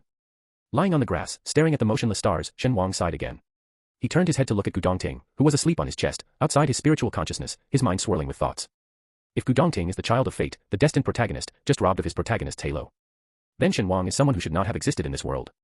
It was a strand of Heaven's path's chaotic purple chi that saved him, sending him to the world of cultivation. Thus, these two, who should have never crossed paths, did. Shen Wang raised his hand, looking at the lines in his palm, as if through these tiny lines, he could see his own life. No wonder I can see things others can't, no wonder I can open the path of reincarnation. Shen Wang mused, recalling past moments. So, I'm the one who was destined to die. As he spoke, a breeze suddenly appeared in the previously silent world of consciousness. The wind rustled the herbs in the field and swept over the lotuses in the pond. It soared to the skies, stirring the myriad stars. As the stars shifted, Shen Wang slowly closed his eyes. When he opened them again, he saw Gu Dongting peacefully leaning against his chest. Gu Dongting's eyes were closed, seemingly asleep. Shen Wang couldn't resist gently touching his long eyelashes. Before he could fully savor the moment, those eyes suddenly snapped open. Shen Wang. Gu Dongting exclaimed, both shocked and delighted, losing his composure for the first time, almost doubting he was dreaming. Are you awake? Seeing him so bewildered, Shen Wang couldn't help but laugh. Do you want me to pinch you to see if you're dreaming? Upon hearing this, Gu Dongting actually brought his face close to Shen Wang's hand, his eyes unblinkingly fixed on Shen Wang, unwilling to close them. Shen Wang chuckled softly and leaned in. Gu Dongting thought he was about to be pinched on the cheek but instead had his chin lifted, receiving a kiss right on the teardrop mole under his eye. I've worried you these past days. It's not a dream. Gu Dongting blinked in astonishment, a moment of sheer happiness, his eyelashes trembling lightly, and a tear rolled down. He said, Shen Wang, if you died, how could I go on living? Shen Wang paused, affectionately wiping away the tear on Gu Dongting's face. Stop talking nonsense. Gu Dongting didn't explain, like a cat lacking security, squeezing with all his might into Shen Wang's embrace, as if wanting to merge into his body. Shen Wang stroked Gu Dongting's back half-heartedly, soothing in a gentle whisper, "See, I'm fine, aren't I?" After a while, Gu Dongting's emotions finally stabilized a bit. He wasn't holding as tightly anymore. Just as Shen Wang was about to tease him, a muffled voice came from his embrace. "Can you recognize who I am now?" The smile froze on Shen Wang's face. Chapter 172. Shen Wang had actually sensed something off about Gu Dongting's mood, but it didn't hit him until he asked that question. Shen Wang stiffened, cautiously asking, "Xiao Hei?" Gu Dongting in his arms raised his head, one eyebrow lifted, a smile that wasn't quite a smile. "You used to call me brother, why not now?" Shen Wang. For a moment, Shen Wang didn't know what to say. Seeing his silence, Gu Dongting's gaze slightly darkened, asking softly and gently, "What? Aren't you happy to see me?" Shen Wang, exasperated, cupped his face and planted a firm kiss. "Behave, stop it now." After the kiss, Shen Wang pulled him back into his embrace. "Why struggle with yourself? Aren't you all the same person?" His series of actions were smooth and flowing, leaving Gu Dongting completely dumbfounded. Gu Dongting, like a kitten forcibly held in human arms, opened his eyes wide in shock and confusion, his usual aggressive demeanor nowhere in sight. A few seconds later, he relaxed his body, leaning back into Shen Wang's embrace, his metaphorical bristles smoothed down. Shen Wang, feeling this subtle change, heaved a sigh of relief. Thank goodness, he's convinced. The two of them nestled together, undisturbed by outsiders, casting aside worldly concerns, their hearts filled with the joy and relief of having regained what was lost, enjoying this rare moment of peace. Suddenly, Shen Wang remembered something. He lifted Gu Dongting's face again, examining closely. "Is there a way to completely resolve this demon inviting Gu in you?" Gu Dongting slowly raised his eyes, his long eyelashes fluttering softly, his gaze tender as water. "Why?" At this moment, the red mole under Gu Dongting's eye had returned to red, although still a bit deep, not as dark as the almost black Shen Wang had seen in the world of consciousness. "The demon inviting Gu draws out your negative emotions, leading you towards demonic paths," Shen Wang said, gently touching the small red mole with his fingertip. "It's not good for you." With memories from his past life, Gu Dongting's personality had become somewhat extreme. Coupled with the effect of the demon inviting Gu, Shen Wang feared a single misstep could lead him down a path of no return. But Gu Dongting laughed, his striking features even more captivating against the backdrop of the red mole. "The demon inviting Gu is harmless in itself. It's people's greed and obsessions that lead them astray into the demonic path. Do you think I can't control my own greed and obsessions?" Shen Wang. Recalling the past few days, the way the demon-inducing mole turned dark, Shen Wang mused to himself, "You're really too confident in yourself. Overconfident, indeed." But now. Shen Wang glanced again at the mole, which was gradually fading, skeptical yet somewhat believing. Gu Dongting smiled and said, "As long as my obsession doesn't leave me, I'll be fine." Shen Wang didn't grasp the profound meaning in his tone. Though still worried, he had to let go of the idea of persuading him. Just be careful." Having said this, Shen Wang hesitated to speak further. Gu Dongting glanced at him sideways. "What else do you want to say?" After a long pause, Shen Wang, feeling the pressure, slowly began, "Dongting." Hearing this name, Gu Dongting's brow furrowed. Shen Wang sighed, smoothing his furrowed brow. "Dongting, you are you. Stop fighting with yourself." Gu Dongting paused, then scoffed, "I think you prefer him more. I pursued you first, you even slept with me, but in the end, you were with him. The previous one plants the trees, the next one enjoys the shade." As Gu Dongting spoke, he became increasingly agitated and suddenly pounced on Shen Wang. "Since you're with him now, aren't we having an affair?" Shen Wang's eyes widened. How can this man be so whimsical? Before he knew it, Gu Dongting was already tugging at his clothes. Shen Wang hurriedly pressed down those disorderly hands, half laughing, half crying. "Stop, stop, stop, I was wrong, I shouldn't have brought this up." The two of them frolicked aimlessly for a while, finally calming down and sweetly embracing each other again, both remaining silent. Gu Dongting's memories had fully returned, but he always felt that he and the other Gu Dongting were not the same person, unable to let go of the grudge. The thought of Shen Wang choosing to be with another Gu Dongting gnawed at him, filling him with a sense of rage as if something precious had been stolen from him. Shen Wang, holding him, also had a complex look in his eyes. He thought a lot, yet it seemed like he thought nothing at all, his hand absently stroking Gu Dongting's back as if petting a large cat. After an indeterminate time, he sighed silently and slowly closed his eyes. The next morning, Shen Wang and Gu Dongting emerged from the secret chamber together, to the surprise and joy of the Gu family members. "Brother Shen." Gu Xiao called out loudly, taking large strides towards Shen Wang, his face beaming with joy. "You're finally awake. We were so worried about you." Shen Wang playfully ruffled his hair, teasing with a smile, "Are you worried about me, or are you worried about?" Gu Xiao paused, then laughed. "Brother Shen, what you said, worrying about you means worrying about my brother, doesn't it?" Gu Dongting's eyes flickered, and he too patted Gu Xiao on the head. After circling Shen Wang several times, seeing that he looked normal, the Gu family members were relieved. "It's good you're fine, good you're fine." After this incident, everyone understood the importance of Shen Wang to Gu Dongting. Gu Da and Gu Father also let go of their reservations, no longer opposing their relationship. Gu Father patted Shen Wang on the shoulder. "Take good care of yourself, you're not alone now." Shen Wang was silent for a few seconds, then smiled as usual. "I'll try my best." Gu Father felt a vague unease at Shen Wang's ambiguous words, but Shen Wang had already left the Gu family's home with Gu Dongting, heading to the special department. Gu Father frowned, a sense of foreboding nagging at him. Upon their arrival at the special department, Shen Wang and Gu Dongting caused quite a stir. A lot had happened in the past few days, everyone was busy dealing with an increasing number of malevolent spirits and coping with Gu Dongting's increasingly icy demeanor. It was a tremendously difficult time. Amidst their busy schedule, they were also deeply concerned about Shen Wang, frequently inquiring about his injuries and even gathering numerous medicinal pills and spiritual plants for Gu Dongting to use for Shen Wang's healing. Seeing Shen Wang awake and safe now, everyone was visibly overjoyed, quickly setting aside their work to come and offer their well wishes. "Brother Shen, I just knew you would be fine." Brother Shen, it's such a relief you're all right. We've gathered quite a few things for you, hoping they might help with your injuries. Brother Shen, you don't know, these past few days without you, Brother Gu was too much. He was like an emotionless robot, almost crushing us to death. These voices merged into a cacophony, noisy yet not unpleasant. Shen Wang looked around at everyone, seeing their genuine concern and joy in their eyes, and smiled, gathering around me like I'm a monkey in a zoo. Huh? All right, I'm fine, disperse now. The crowd laughed and joked around, their tense and oppressive mood from the recent times instantly lifting. It seemed as if with Shen Wang's return, they found their anchor. After showing their concern for Shen Wang, the members of the special department soon dispersed, returning to their respective duties, their expressions no longer as somber as before but rather more relaxed. Shi Yan, who had walked over unnoticed, couldn't help but remark, they really admire you. Unknowingly, Shen Wang seemed to have become an existence akin to Big Brother in the metaphysical world, just like Gu Dongting. With him around, even if the sky fell, everyone firmly believed that he would have a solution. And if Gu Dongting were added to the equation, the sky of the metaphysical world could never fall. Shen Wang, stroking his chin, pondered, how about you give your position to me? Shi Yan, keep dreaming. As they chatted, they walked towards the office, but upon opening the door, Shen Wang was taken aback. Zhuijing was sitting nonchalantly in the office, looking utterly bored, with a small coffee table in front of him laden with various snacks, and game controllers scattered around. Shen Wang, puzzled, looked at Gu Dongting, why is he here? Gu Dongting's face darkened. Ever since this guy revealed his identity and helped save the dragon veins, the metaphysical world has practically worshipped him. As a nation that venerates dragons, China always holds special sentiments towards them. Though Zhuijing is a Jiao, flood dragon, but a Jiao is still related to dragons, after all. However, precisely because of this, there were always those in the shadows wanting to skin him, draw his tendons, especially those under Gu Yuanjun, nearly chasing him every day. Zhuijing was exasperated. These pests couldn't harm him, but like mosquitoes that die with a single slap, they were incredibly annoying. Eventually, Zhuijing agreed to Shi Yan's suggestion and came to the special department to avoid the limelight, finally finding some peace. After hearing this, Shen Wang couldn't help but laugh, driving him to seek refuge in the special department is no small feat. Zhuijing, seeing Shen Wang, leapt up from the couch, Shen Wang. You're all right. Just as Shen Wang was about to speak, Zhuijing blurted out impatiently, you fell into a coma and took Xiaohua away with you. Hurry up and give Xiaohua back to me. Shen Wang. He had thought for a moment that this guy had changed and was actually concerned about him, only to be disappointed. Summoning the little flower from the space, Shen Wang spoke irritably, enough, enough. You're acting like a celestial empress breaking up a pair of lovers. Ignoring his sarcastic remarks, Song Luo lovingly held the little flower and ran to the side, whispering secrets with it. At this moment, Shen Wang began discussing serious matters with Shi Yan. How's the situation now? Hearing this, Shi Yan sighed first, not good. During the days Shen Wang was unconscious, traitors hidden within Huaxia emerged one after another. The number of evil spirits also increased, overwhelming the entire metaphysical community. Even Song Luo, after moving into the special department, was coaxed and deceived into undertaking several missions. The domestic situation is barely manageable, but overseas. Shi Yan opened his computer in the recent files, the whole world is in chaos. Centuries of planning allowed Gu Yuanjuan's influence to spread worldwide. The moment he bared his fangs marked the start of the final hunt. To him, everyone was merely prey in his web. No one could escape. Shi Yan remained calm with his subordinates, but now, facing Shen Wang and Gu Dongting, he frowned with worry, no one knows what the future holds. Shen Wang pondered for a few seconds, we haven't reached a dead end yet, there's no need to be so pessimistic. Shi Yan looked up abruptly, Brother Shen, do you have a plan? The purification array I sold to the special department, have you deployed it? Asked Shen Wang. In use. Shi Yan immediately replied, with the metaphysical world's limited strength, your array. I've made it available to everyone in the metaphysical community.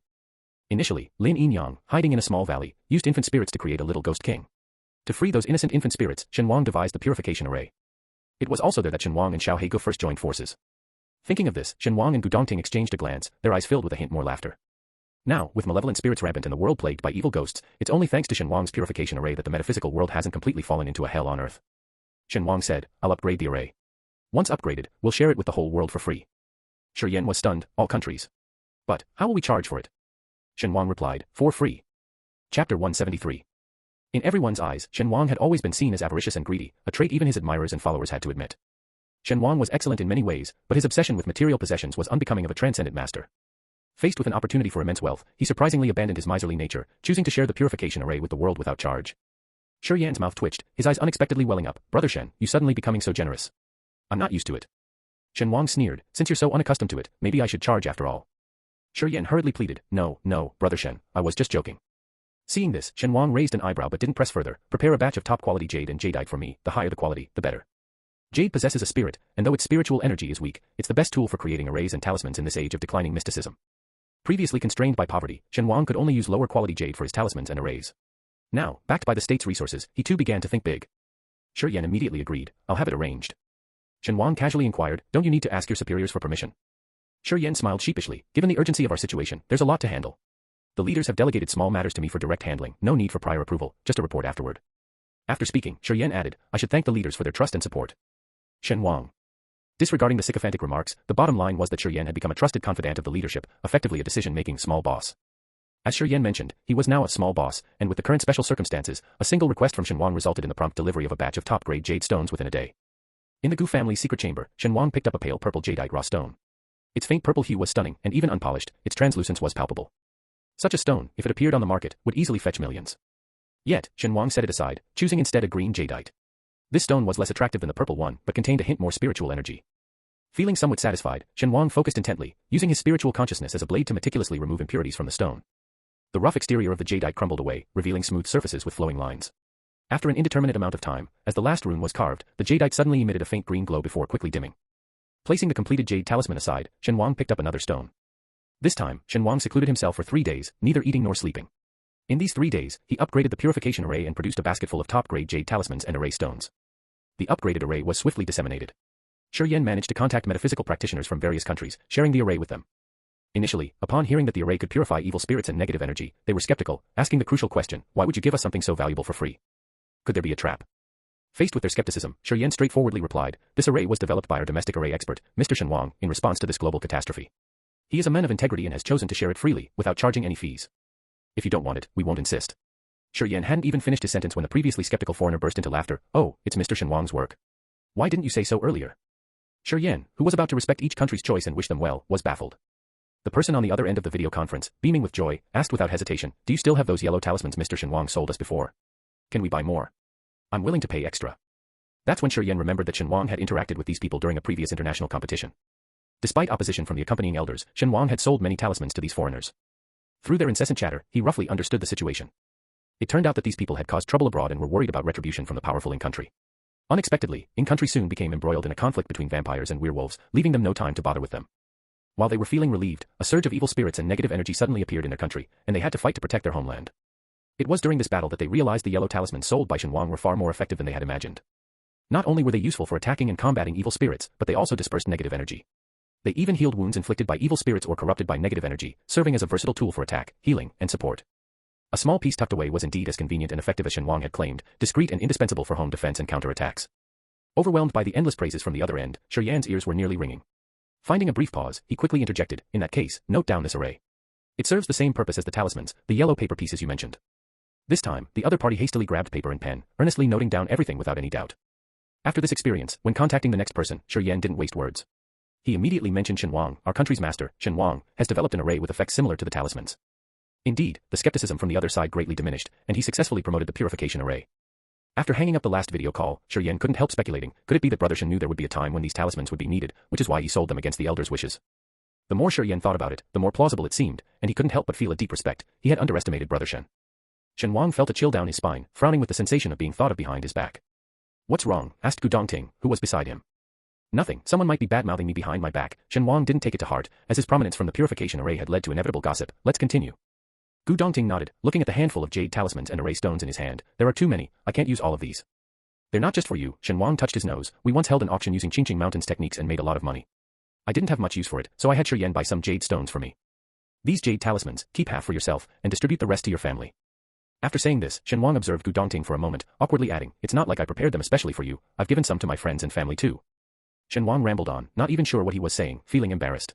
Amidst this, Gu Dongting suddenly stepped forward and hugged him. Thank you, Gu Dongting's muffled voice came through. He truly hadn't expected that Shen Wang would also think of his family. These jade talismans were crystal clear and exceptionally beautiful in color, containing a faint spiritual energy, resembling less a weapon for attack and more like exquisitely crafted ornaments by a master jade carver. But beyond their beauty, holding them in hand, Gu Dongting could feel their extraordinary power, stronger than any talisman he had ever seen, likely even capable of withstanding his deadliest strike. Shen Wang, generously and without asking for money, stuffed a whole box full of such high-quality jade talismans into Gu Dongting's hands. No need to thank me, Shen Wang said, momentarily lost in thought, then gently reciprocated Gu Dongting's embrace. After a while, Gu Dongting looked up, his eyes slightly red. Shen Wang, are you hiding something from me? Shen Wang was taken aback and chuckled awkwardly. What are you talking about? I can feel it. Gu Dongting interrupted his evasive answers, his gaze firm. As your partner, I have the right to know everything about you. Shen Wang tried to argue, but Gu Dongting softened his tone, looking at him with slightly reddened eyes. Shen Wang, please don't hide anything from me, okay? Seeing his expression, Shen Wang fell silent for a few seconds, then sighed. How come you're so perceptive? Gu Dongting smiled. I'm not this perceptive with others. Shen Wang sighed again, sat down with Gu Dongting, and after setting up a concealment array, he slowly began. Dongting, Gu Yuanjun has plunged the whole world into chaos with his power, and he's so strong that no one can stop him. Except me. Gu Dongting's pupils constricted sharply, but his strength far surpasses yours. Shen Wang was undoubtedly powerful, but his strength was within the realm of understanding. In contrast, Gu Yuanjuan's immense power, manifesting even in a mere breath, was terrifying. Even Gu Dongting had to admit that Gu Yuanjuan's strength far exceeded that of anyone in the world. The realization dawned on Gu Dongting why Shen Wang had been working so hard these past few days. He upgraded the array, devoted himself to crafting countless jade talismans and array stones, arranged for the safety of friends and family. Even the Gu family was well taken care of, and he no longer scrimped on the money he once treasured so much. Dongting, do you believe in the child of destiny? Shen Wang, in a calming manner, tightened his grip on Gu Dongting's hand, trying to soothe him with his gentle tone. I don't believe it. Gu Dongting's eyes reddened as he spoke vehemently. Those people on the immortal mountain say Tang Jiu is the child of destiny. I don't believe it. There's no such thing as a child of destiny in this world. Neither Tang Jiu nor you are. I am indeed not, Shen Wang revealed a smile, a mix of happiness and pride, but you are. Gu Dongting was momentarily stunned. You are the child of destiny. It's just that Gu Yuanjun schemed against you, trying to let Tang Jiu steal your fate, hence he stole your identity. Without Gu Yuanjun, without Tang Jiu, you would lead the metaphysical world to new heights, becoming a legend, and even in this age of decline, you would find a ray of hope. This was the brilliant life that should have belonged to Gu Dongting. In your previous life, everything you had was stolen, and you met a tragic end. In this life, you will become the person you were meant to be. Shen Wang's voice was incredibly compelling, almost allowing one to visualize the future he described, the foremost figure in the metaphysical world, admired by all, with a bright future. But Gu Dongting, without blinking, stared at Shen Wang. What about you? Me. The smile on Shen Wang's face slightly faded, and he spoke softly. I am the person meant to correct this erroneous fate for you. What do you mean? Unknowingly, Gu Dongting's voice trembled, even his usually steady sword-wielding hand shook in Shen Wang's grasp. Gu Yuanjun is a mistake, like a bug in a program. I exist solely to eliminate this bug. Shen Wang's gaze was incredibly gentle, and he remained calm. Yet, in Shen Wang's eyes, Gu Dongting saw his own panic-stricken self, biting his teeth hard, his mind racing with countless thoughts. He wanted to say, what does this world have to do with us? To say, it doesn't have to be you, to suggest they leave this place, but in the vast world, there seemed to be no place for them. Gradually, Gu Dongting's hand ceased trembling, and he seemed to calm down. Though I face a million foes alone, I shall go forth. Some things must be done by someone.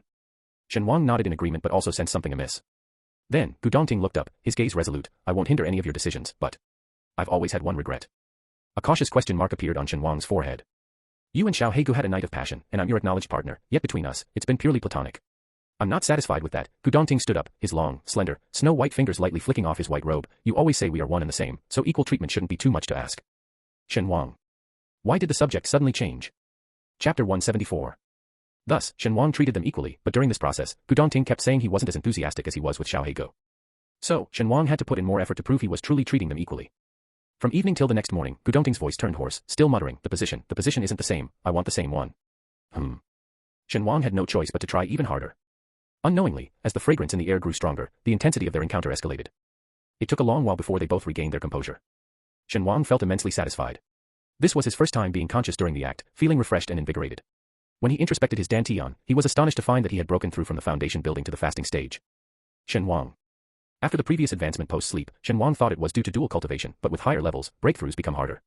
And it wasn't his first time, so how could he break through a whole stage directly? This couldn't just be dual cultivation, it was more like energy harvesting. Realizing something was amiss, Shen Wang belatedly noticed the familiar fragrance in the air, but he had been immersed in it for so long that he hadn't reacted immediately.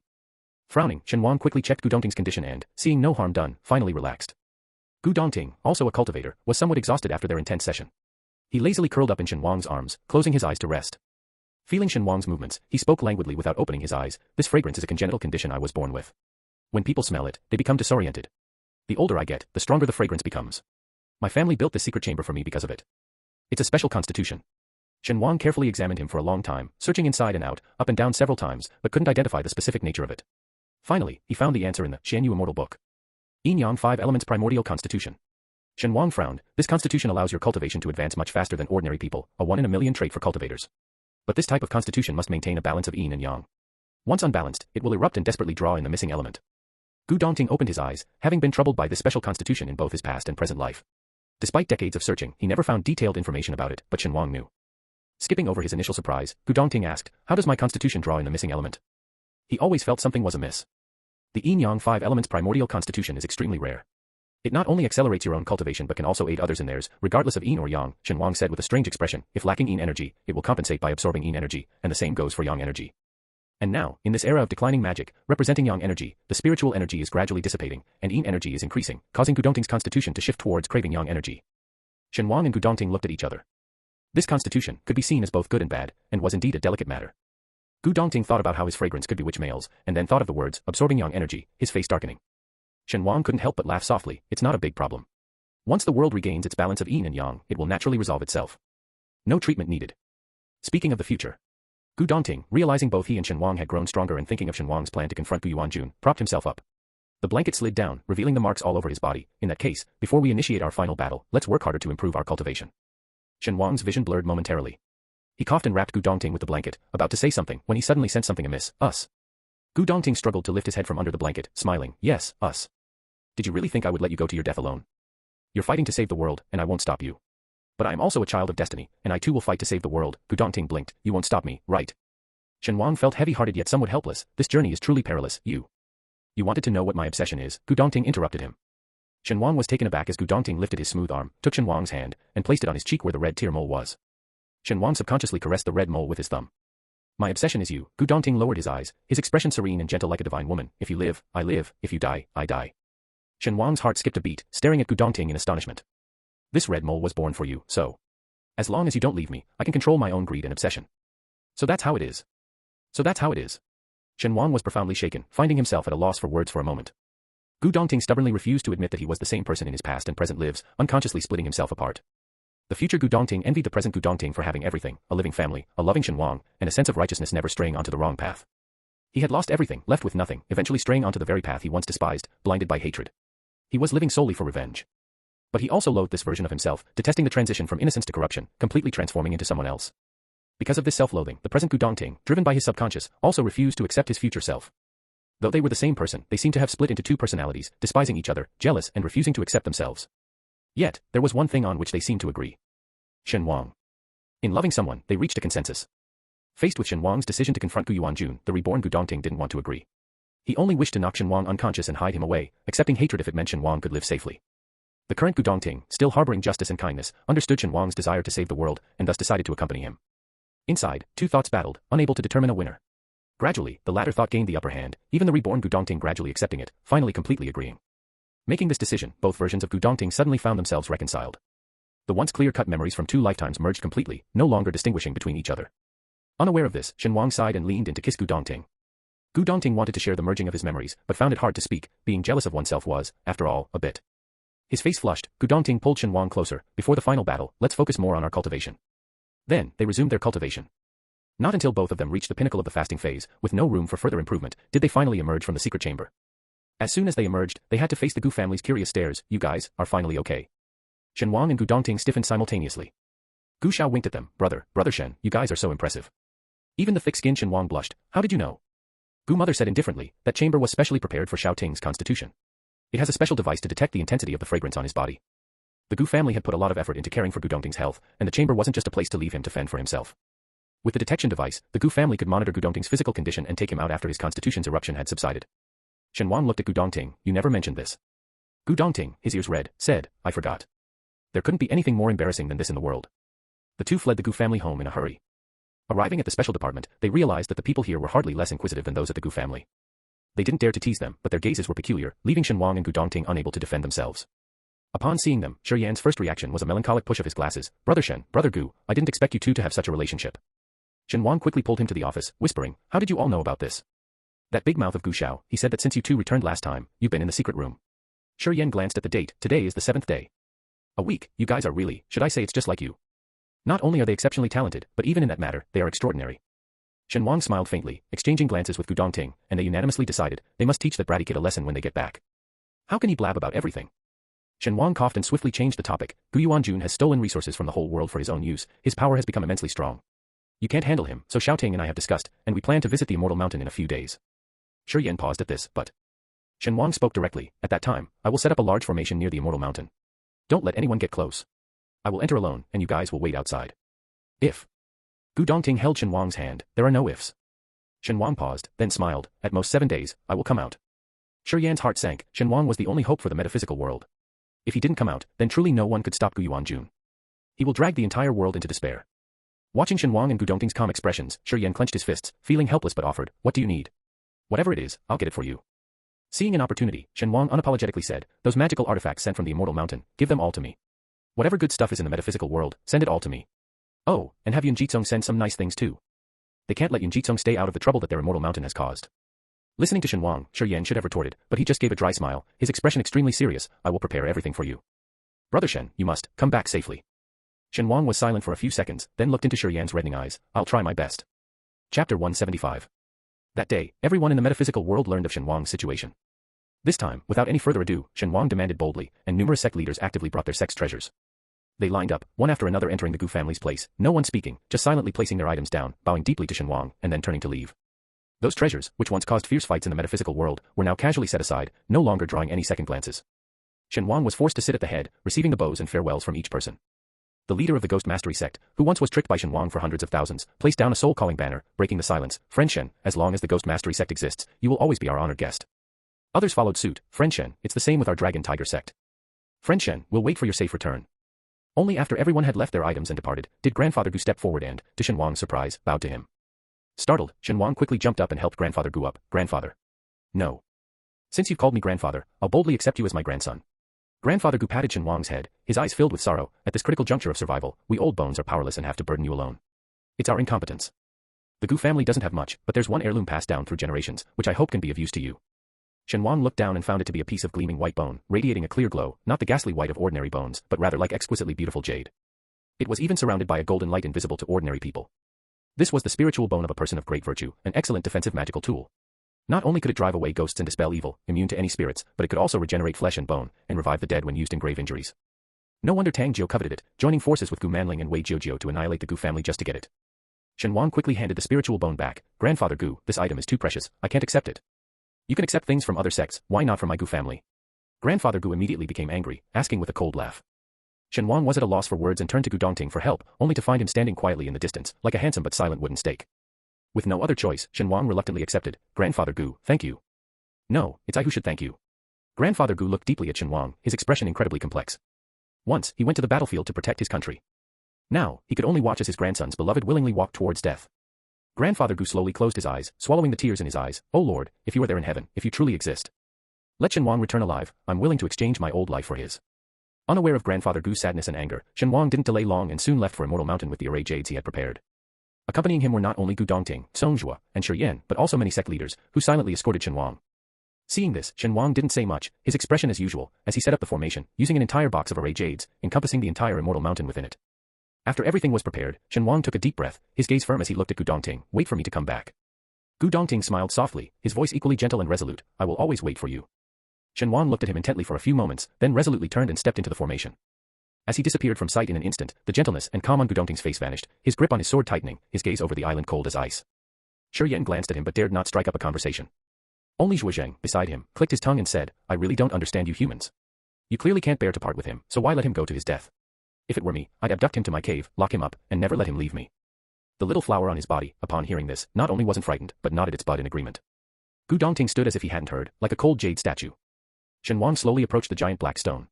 Beneath his feet, golden formation runes flickered incessantly, devouring the black runes.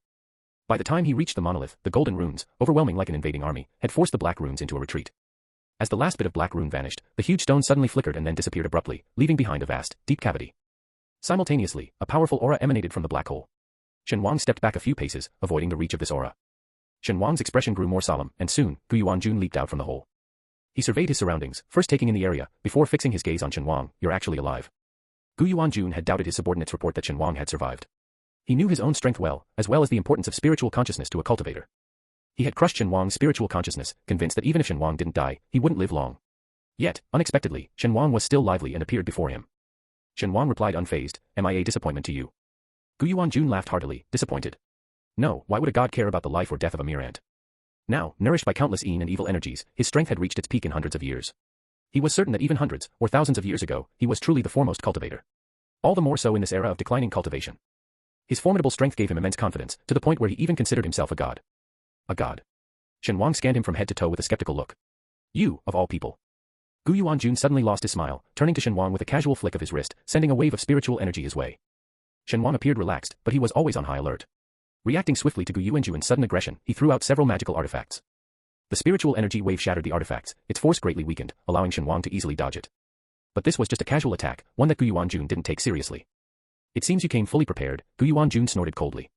"Alas, it's just a futile effort, like a moth trying to shake a tree." This time, he didn't hold back his power, with each attack being incredibly forceful. Shen Wang quickly summoned hundreds of magical artifacts, including top-tier defensive talismans, blocking the attacks. However, he couldn't avoid the aftershocks completely and grunted as a trickle of blood appeared at the corner of his mouth.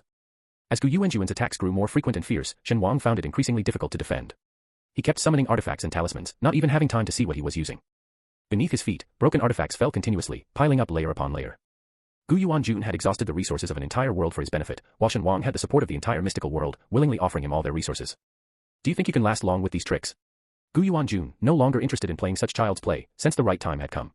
Today was the perfect day to break through the world's barrier. With a sweep of his sleeve, a tremendously powerful surge of spiritual energy was unleashed towards Shen Wang. Gu Yuanjun didn't even look back, certain of Shen Wang's inevitable death.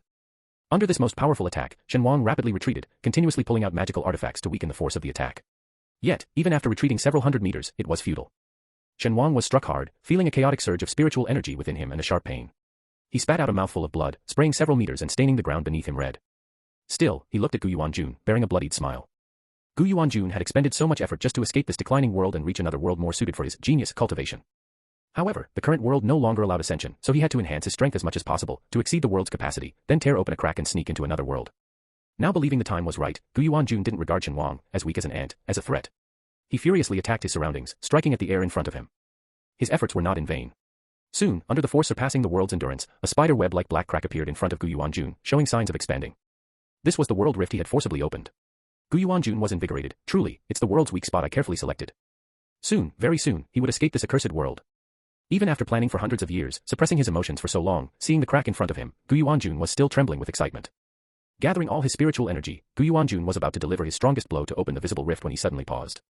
Then, he violently spat out a mouthful of blood, his spiritual energy draining like a tide. His pupils contracted. What's happening? Seeing the hard-earned world rift gradually closing, Gu Yuanjun completely broke down, roaring and disregarding the draining of his spiritual energy, desperately trying to attack. But just then, a thunderclap sounded overhead. Gu Yuanjun stiffened and looked up. The sky, clear just moments ago, was now shrouded in dark clouds, with numerous purple lightning bolts weaving through them, ready to unleash a massive thunderstorm at any moment. Gu Yuanjun's face paled. He hurriedly tried to tear open a rift in the world to escape, but when he looked down, the rift that was there just a moment ago had completely vanished, as if it had never existed.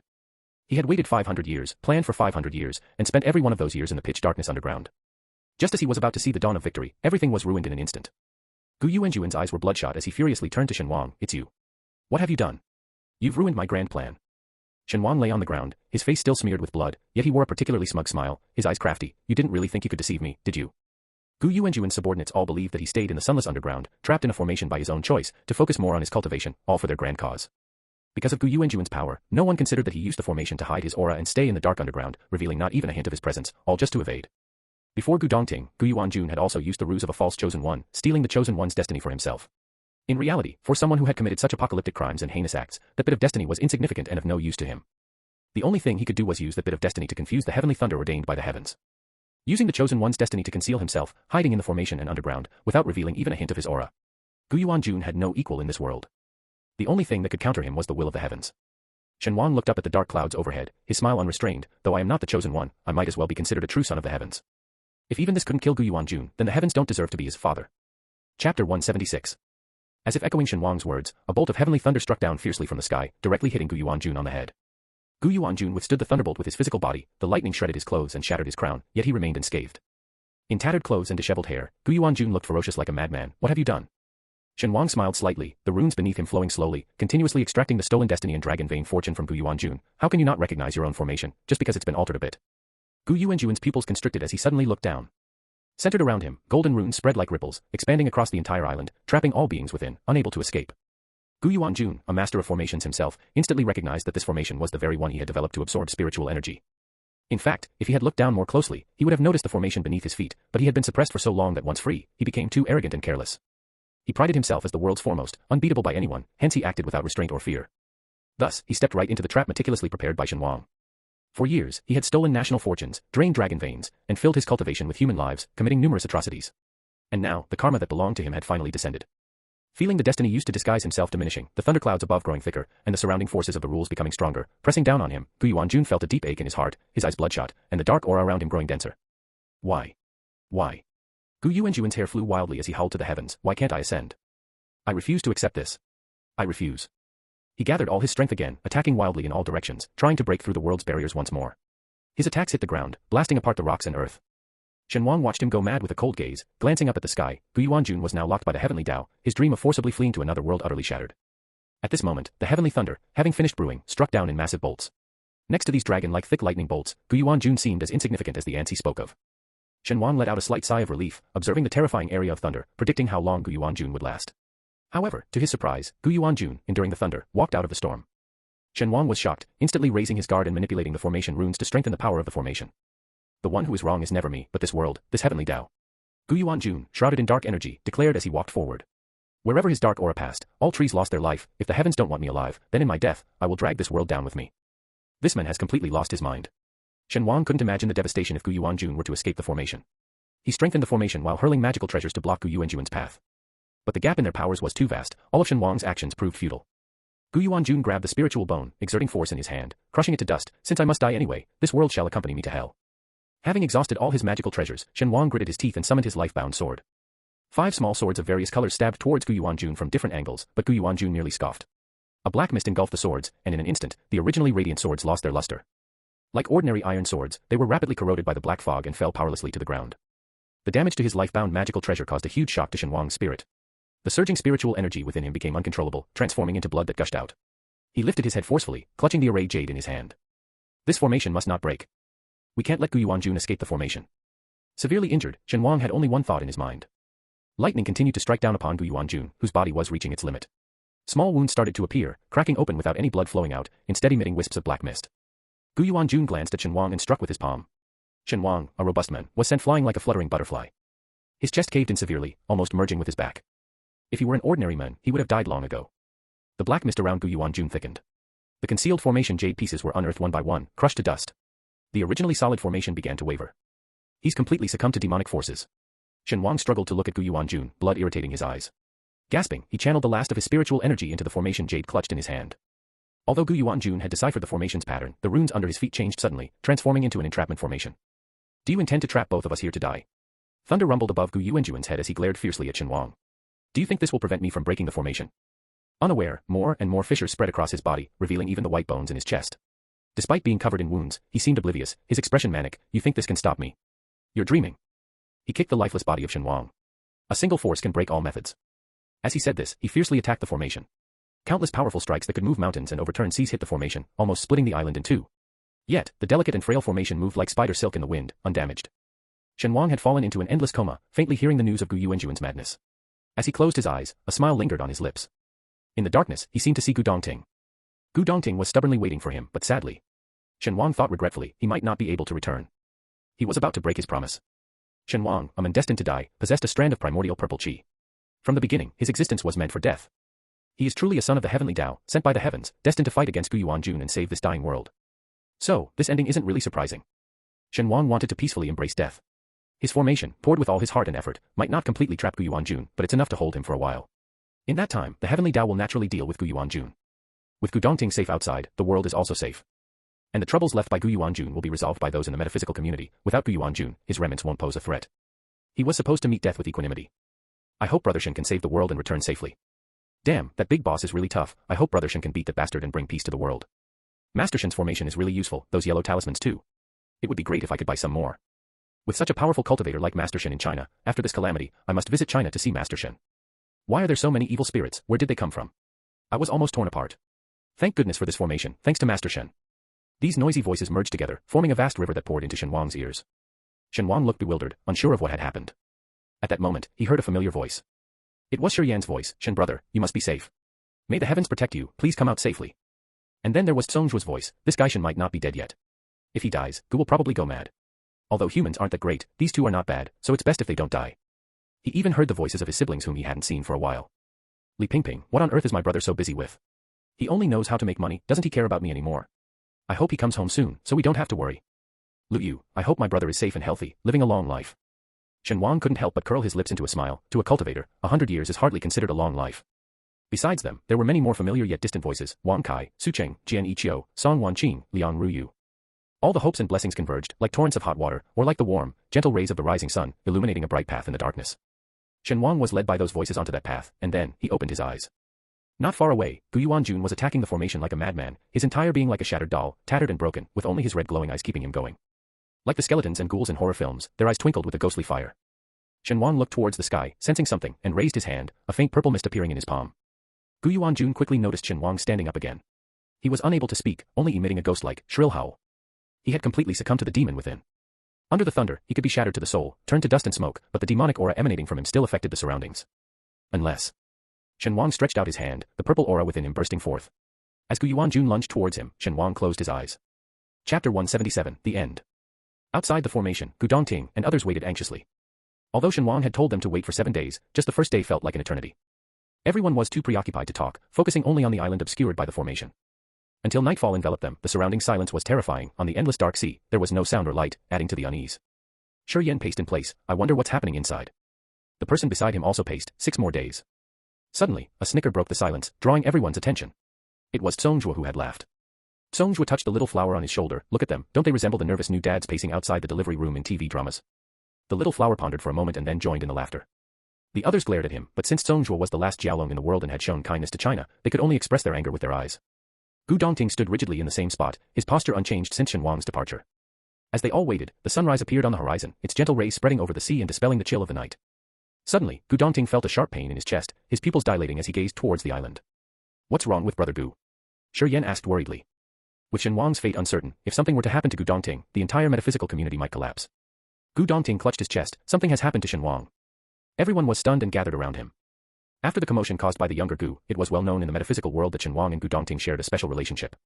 Hearing Gu Dongting's words, no one doubted him. What should we do? Shen Wang had instructed before leaving that they must wait the full duration, as entering the formation prematurely could cause harm. Everyone was aware of the dangers he faced on this journey, but the news of his mishap still made them anxious. As they looked at each other in silence, Gu Dongting suddenly stepped forward. I'm going in. His expression was calm, his voice firm, not suggesting but stating his decision. Shi Yan was the first to object. No, Brother Shen has instructed us not to go in. But Gu Dongting seemed to ignore this. Before anyone could react, he had already leaped from the boat, heading straight for the island. Brother Gu. Master Gu. The others, both shocked and anxious, hurriedly followed to stop him, but in a blur, Songjue appeared before them. Songjue said with a smile, everyone, once Gu Dongting has made up his mind, no one but Shen Wang can sway him. Why not calm down? After all, waiting for one person is the same as waiting for 2. Shi Yan, overwhelmed with anger and frustration, exclaimed, how can it be the same? Everyone glared in protest, but Songjue remained unmoved, firmly standing before them, clearly indicating his stance. After all, being a millennia-old Jiaolong, he was more powerful than everyone there combined. They could only glare at Songjue in frustration, anxiously waiting. Gu Dongting, with the formation jade given by Shen Wang, entered the formation smoothly. He hurried across the island, trying to find traces of Shen Wang. The last time he was here, the island was an ordinary one with lush trees and many small animals. But now, the trees lay scattered and charred, as if ravaged by a great fire. The once flat ground was now crisscrossed with gorges, as if someone had hacked it with an immense axe, even splitting the hard stones in 2. Such power was not something an ordinary cultivator could possess. The more he saw, the more anxious Gu Dongting became. As he searched around, his gaze suddenly fixed on a specific spot. Contrary to the surrounding devastation, this area was lush with greenery. Fallen trees were sprouting new buds, growing visibly to the naked eye. Gu Dongting made a quick turn, heading towards this conspicuously unusual spot. At the center of the sprouting trees was a clearing the size of a basketball court, the ground marked with blackened scars from burns. Shen Wang, the one Gu Dongting had been searching for, was lying quietly in the middle of the clearing, showing no signs of life. Gu Dongting's breath caught, and without a second glance at his surroundings, he rushed over. Shen Wang. Carefully cradling Shen Wang in his arms, Gu Dongting's eyes brimmed with tears, feeling utterly helpless for the first time. Shen Wang. After a few seconds of panic, he quickly reacted, trembling as he administered a series of medicinal pills into Shen Wang's mouth. Shen Wang, please, please. Don't leave me alone. In his despair, Shen Wang's eyelashes twitched slightly. Without opening his eyes, he whispered weakly, is it raining? Gu Dongting held his breath, seeing Shen Wang's lashes flutter again. Overwhelmed with relief, he laughed and cried, you're alive. You're still alive. Only then did Shen Wang open his eyes. Seeing the large tears on Gu Dongting's face, he weakly curved his lips, my mission is complete. You saved me. Now, I am yours. That day, everyone learned the good news, Shen Wang had defeated Gu Yuanjun, and the world would soon return to normal. The metaphysical community rejoiced. Shen Wang's hospital room was constantly visited, overflowing with flowers and fruit baskets. Shen Wang was severely injured, with multiple broken bones and serious external injuries, so severe that the doctors initially suspected a car accident. Even more critical were his internal injuries, with disrupted spiritual energy, faint cracks in his meridians, and his consciousness and dantian in a dire state. It was a sight and story that brought tears to the eyes of all who heard or saw. After all, his injuries were sustained while saving the world, and the metaphysical community almost revered him, with the Bai family sending over medicinal pills at no cost. Shen Wang even enjoyed treatment akin to that of an emperor. The only dissatisfaction for him was that Gu Dongting couldn't always be by his side, as he had to go out on missions, perhaps to root out the remnants of Gu Yuanjun's followers. Having slept a lot during the day, Shen Wang found himself restless at night. He watched the moon outside the window, carefully circulating his spiritual energy. The door opened, and Gu Dongting immediately noticed him cultivating, frowning, you're still healing, there's no need to rush your cultivation recovery. Shen Wang acquiesced good-naturedly, ceasing his energy circulation, I'm just bored. Ever since being brought to the Gu residence from the hospital, Shen Wang was weighted on hand and foot, treated like a fragile object, he was hardly allowed to do anything. Even walking a few extra steps out of bed would earn disapproving looks from the Gu family elders. Normally, Shen Wang wouldn't care about others, but these were Gu Dongting's elders, and by extension, his too. A sweet burden, indeed. They're just worried about you, Gu Dongting said with a smile, pausing for a few seconds before adding, I'm worried about you too. Although it had only been a few days, the memory of finding Shen Wang seemed blurry to Gu Dongting, except for the vivid red in Shen Wang's pale, life hanging by a thread face. While Shen Wang didn't seem to be psychologically burdened by his injury, Gu Dongting, on the other hand, kept waking up from nightmares, unable to let go. My fault, Shen Wang pulled Gu Dongting closer, kissed him, and coaxed, I'll heal properly, get plump and healthy, okay. Gu Dongting tried to look stern, but within seconds, Shen Wang's antics had him laughing, melting his icy demeanor into tender affection. After freshening up, the two cuddled together, harboring no thoughts other than the gentle warmth and peace between them. It was the first time Gu Dongting brought up the events of that day. What exactly happened that day? Considering Gu Yuanjun was far stronger than Shen Wang, how did he die so easily? Back then. Shen Wang's voice trailed off. Endowed with the primordial purple qi, sharing its origin with the heavenly Tao, Shen Wang, in his dying moments, benefited from the virtues of his past good deeds. These virtues returned to him at the crucial moment, helping him survive the most perilous time. It was then that Shen Wang finally understood the intentions of the heavenly Tao. Gu Yuanjun had exhausted the world's resources. If he were to die so easily, those spiritual energies and resources would vanish, leaving the world to merely struggle on for a few more years. But if those stripped away spiritual energies could be returned to the world, it would bring a glimmer of life. This was the true purpose of the primordial purple qi within Shen Wang. By then, Gu Yuanjun was consumed by evil, his spiritual energy turned into sinister qi. Shen Wang voluntarily dispersed all the primordial purple qi in his body, sending it into Gu Yuanjun. Purified by the primordial purple qi, the sinister qi in Gu Yuanjun transformed back into spiritual energy and then dissipated into the world. Bound by the rules of heavenly Tao, there was much Shen Wang couldn't say. After thinking, he explained, have you heard of whale falls? In the ocean depths, whales are the largest creatures, consuming vast resources, at the top of the food chain. But, when a whale falls, myriad lives flourish. When a whale dies, the nutrients it gathered become a corpse on the ocean floor, nurturing countless sea creatures, turning into nourishing mud. Shen Wang's explanation was vague, but Gu Dongting understood, no wonder. No wonder in recent days, the negative energy in the air had been diminishing, and the spiritual energy seemed to be returning. The two nestled close, whispering and embracing tightly, as if nothing could ever separate them again. That day, having stripped all the primordial purple qi from his body and completely purified Gu Yuanjun, the heavenly Tao appeared once more. Heavenly Tao said, you are a strand of my essence. If you rejoin me, we merge into one, and you will be me, I will be you will become the heavenly Tao of this world. Lying on the ground, Shen Wang closed his eyes, every word he spoke racked with pain, forget it, that's just twisted. The heavenly Tao then asked, humans are ignorant, trapped in karma, unable to escape. If you die, you will enter countless cycles of reincarnation, until your last bit of consciousness is worn away. Even so, you wouldn't want to come back. This time, Shen Wang was silent for a long while before he said, you said you're my father, didn't you? It's time to let go when a child grows up.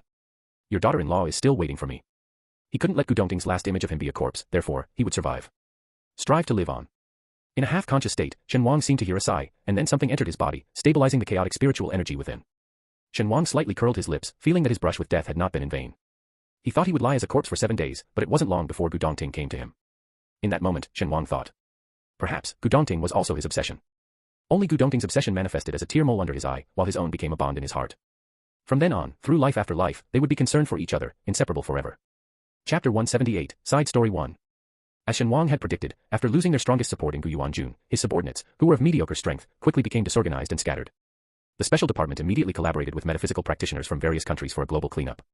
Once everything settled, the landscape of cultivators across the world underwent a dramatic transformation. Without Gu Yuanjun's support, the vampires, unable to sustain their lives, largely perished, leaving only a few weak, low-level blood servants. The vampires, usually social elites, caused national chaos due to their mass demise, overshadowing minor issues like museum thefts. Werewolves quickly rose to prominence, taking over the territories once held by the vampires. The island nation, being one of Gu Yuanjun's main bases, suffered the greatest losses. The Yin energy and evil spirits took many lives, but the national authorities eventually dismissed the incident as a major infectious disease, burying the truth. As always, it seemed that as long as enough time passed, they could act as if nothing had happened. However, following negotiations by the Huaxia Special Department, the self-preserving cultivators finally purified the formations and eliminated the evil spirits. This prevented ordinary citizens from becoming complete victims of the conspiracy. Compared to others, Huaxia and some countries suffered the least, especially Huaxia, which, with Shen Wang's jade talismans and purification formations, saw almost no harm to its cultivators. Ironically, the most severely injured was Shen Wang himself. Under the strict control of the Special Department, the Gu family, and Gu Dongting, Shen Wang was forced to rest in the Gu residence for a whole month before he finally earned the privilege to step out. Cherishing his hard-won freedom, Shen Wang leisurely wandered around, eventually finding himself at the Special Department. The Xuanxue Association lost its authority, and the Special Department became the largest organization in the metaphysical world, with a sea of people at its entrance. Everyone was busy cleaning up the mess left by Gu Yuanjun, catching fleeing remnants, purifying the Yin energy, exterminating evil spirits, all incredibly busy. But when Shen Wang approached, everyone immediately noticed him, their excitement unmistakable. Brother Shen. How are you feeling now? Brother Shen, I heard you single-handedly saved the world, that's so cool. Brother Shen, can you tell us your story? I really want to hear it. Everyone eagerly called him Brother Shen. Shen Wang even noticed that most of those who used to follow him were young people, but now, there were quite a few middle-aged people in the crowd. Despite being visibly older than him, they still called him Brother Shen. Shen Wang couldn't help but feel amused and bemused, you're all older than me, and still calling me Brother Shen. One of the middle-aged men spoke with conviction. Brother Shen is a term of respect, not about age. It represents our respect for you. Yeah, Brother Shen, you can't deprive us of the right to call you brother just because we're older. Brother Shen, how did you single-handedly defeat Gu Yuanjun with his 500 years of cultivation? At that moment, among all the voices, one particularly loud voice shouted, Brother Shen, is it true that you and Senior Gu are a couple? As soon as these words were spoken, the scene fell into utter silence. Everyone turned to look towards the back, curious to see who the audacious person was who asked this question, while simultaneously pricking up their ears. Yes, Shen Wang affirmed, nodding with utter confidence. This elicited a chorus of astonished exclamations, wow. Most of the people present were young and quite tolerant towards same-sex partnerships. Their main curiosity was something else. So, Brother Shen, who's the top and who's the bottom between you and Brother Gu? I think Brother Shen tops. He's powerful and has a very dominant personality. Does that mean Brother Gu isn't strong? The thing is, Brother Gu seems like an unattainable flower. As the conversation veered off course, Shen Wang couldn't bear it anymore and swiftly made his escape. After they argued for a long while and sought Shen Wang for a definitive answer, they found he had already disappeared without a trace. Shen Wang didn't disturb Gu Dongting's work. Despite the gossip, someone reminded Shen Wang, when would he and Gu Dongting officially go public with their relationship? After much contemplation, one evening when Gu Dongting returned home from work, Shen Wang greeted him with, shouting, let's get married. On this ordinary day, in their unremarkable bedroom, Shen Wang casually proposed, let's get married. It seemed unromantic and unplanned. Yet, upon hearing this, Gu Dongting showed a clear smile, the mole under his eye shimmering brightly, sure. Having transcended lifetimes and the boundaries between life and death, the formality of proposals or marriages seemed unnecessary to them. Being together was all that mattered. But if one desired, the other would always agree without hesitation. Thus, a few days later, the news of Shen Wang and Gu Dongting's wedding rocked the metaphysical community, with hints of it even reaching the secular world. Long ago, when Shen Wang was first recognized by the Tang family, he caused a sensation online despite them. Internet trends come and go, and Shen Wang became a past sensation, but his extraordinary fortune-telling skills and strikingly handsome face left a lasting impression on netizens. Netizens were stunned to see the trending headline, Shen Wang marries the wealthy Gu family's only son. Wait, am I seeing this right? Is it someone with the same name? Shen Wang, is it the real young master Shen Wang? After the Tang family's bankruptcy, Shen Wang disappeared from the internet. I thought he was affected by the Tang family's troubles, but now. No way, Brother Shen, what big move have you been planning behind your fans' backs? How come you're suddenly marrying the Gu family's only son? Hold on, the Gu family's only son. Is it that Gu family? Yes, it's the nation's wealthiest, the incredibly rich Gu family. What? Our Brother Shen is just a humble Taoist priest. How can he suddenly be marrying into a wealthy family and becoming a rich lady? I can't accept this AI. Seriously, the Gu family, their only son. Can the Gu family really accept two men getting married? They have an empire to inherit. Chapter 179, Extra 2. Men marrying, a poor boy and a rich heir, an only son, life in a wealthy family, all the buzzwords are there, keeping the heat high for several days without dropping. But without any clarification from the people involved, online opinion quickly turned sour. Probably fake news. Isn't Shen Wang known for chasing trends? Definitely a publicity stunt. Clearly fake. Isn't Shen Wang afraid of a legal notice from the Gu family, or does he think he's invisible to them? True or false, we'll know in time. So, with everyone eagerly waiting, the rumored wedding date finally arrived. As netizens predicted, neither the Gu family nor Shen Wang made any public statement. Disappointed, netizens furiously typed, damn it, refund. Wasting our energy. Who made up this ridiculous fake news? I can't believe I actually fell for it, I'm such an idiot. As they grumbled and complained, a live stream suddenly started and quickly became the hottest stream. Curious, the netizens clicked in, only to find it was Shen Wang's channel. However, clearly, the person broadcasting wasn't Shen Wang. The young voice behind the camera announced, the live stream starts now.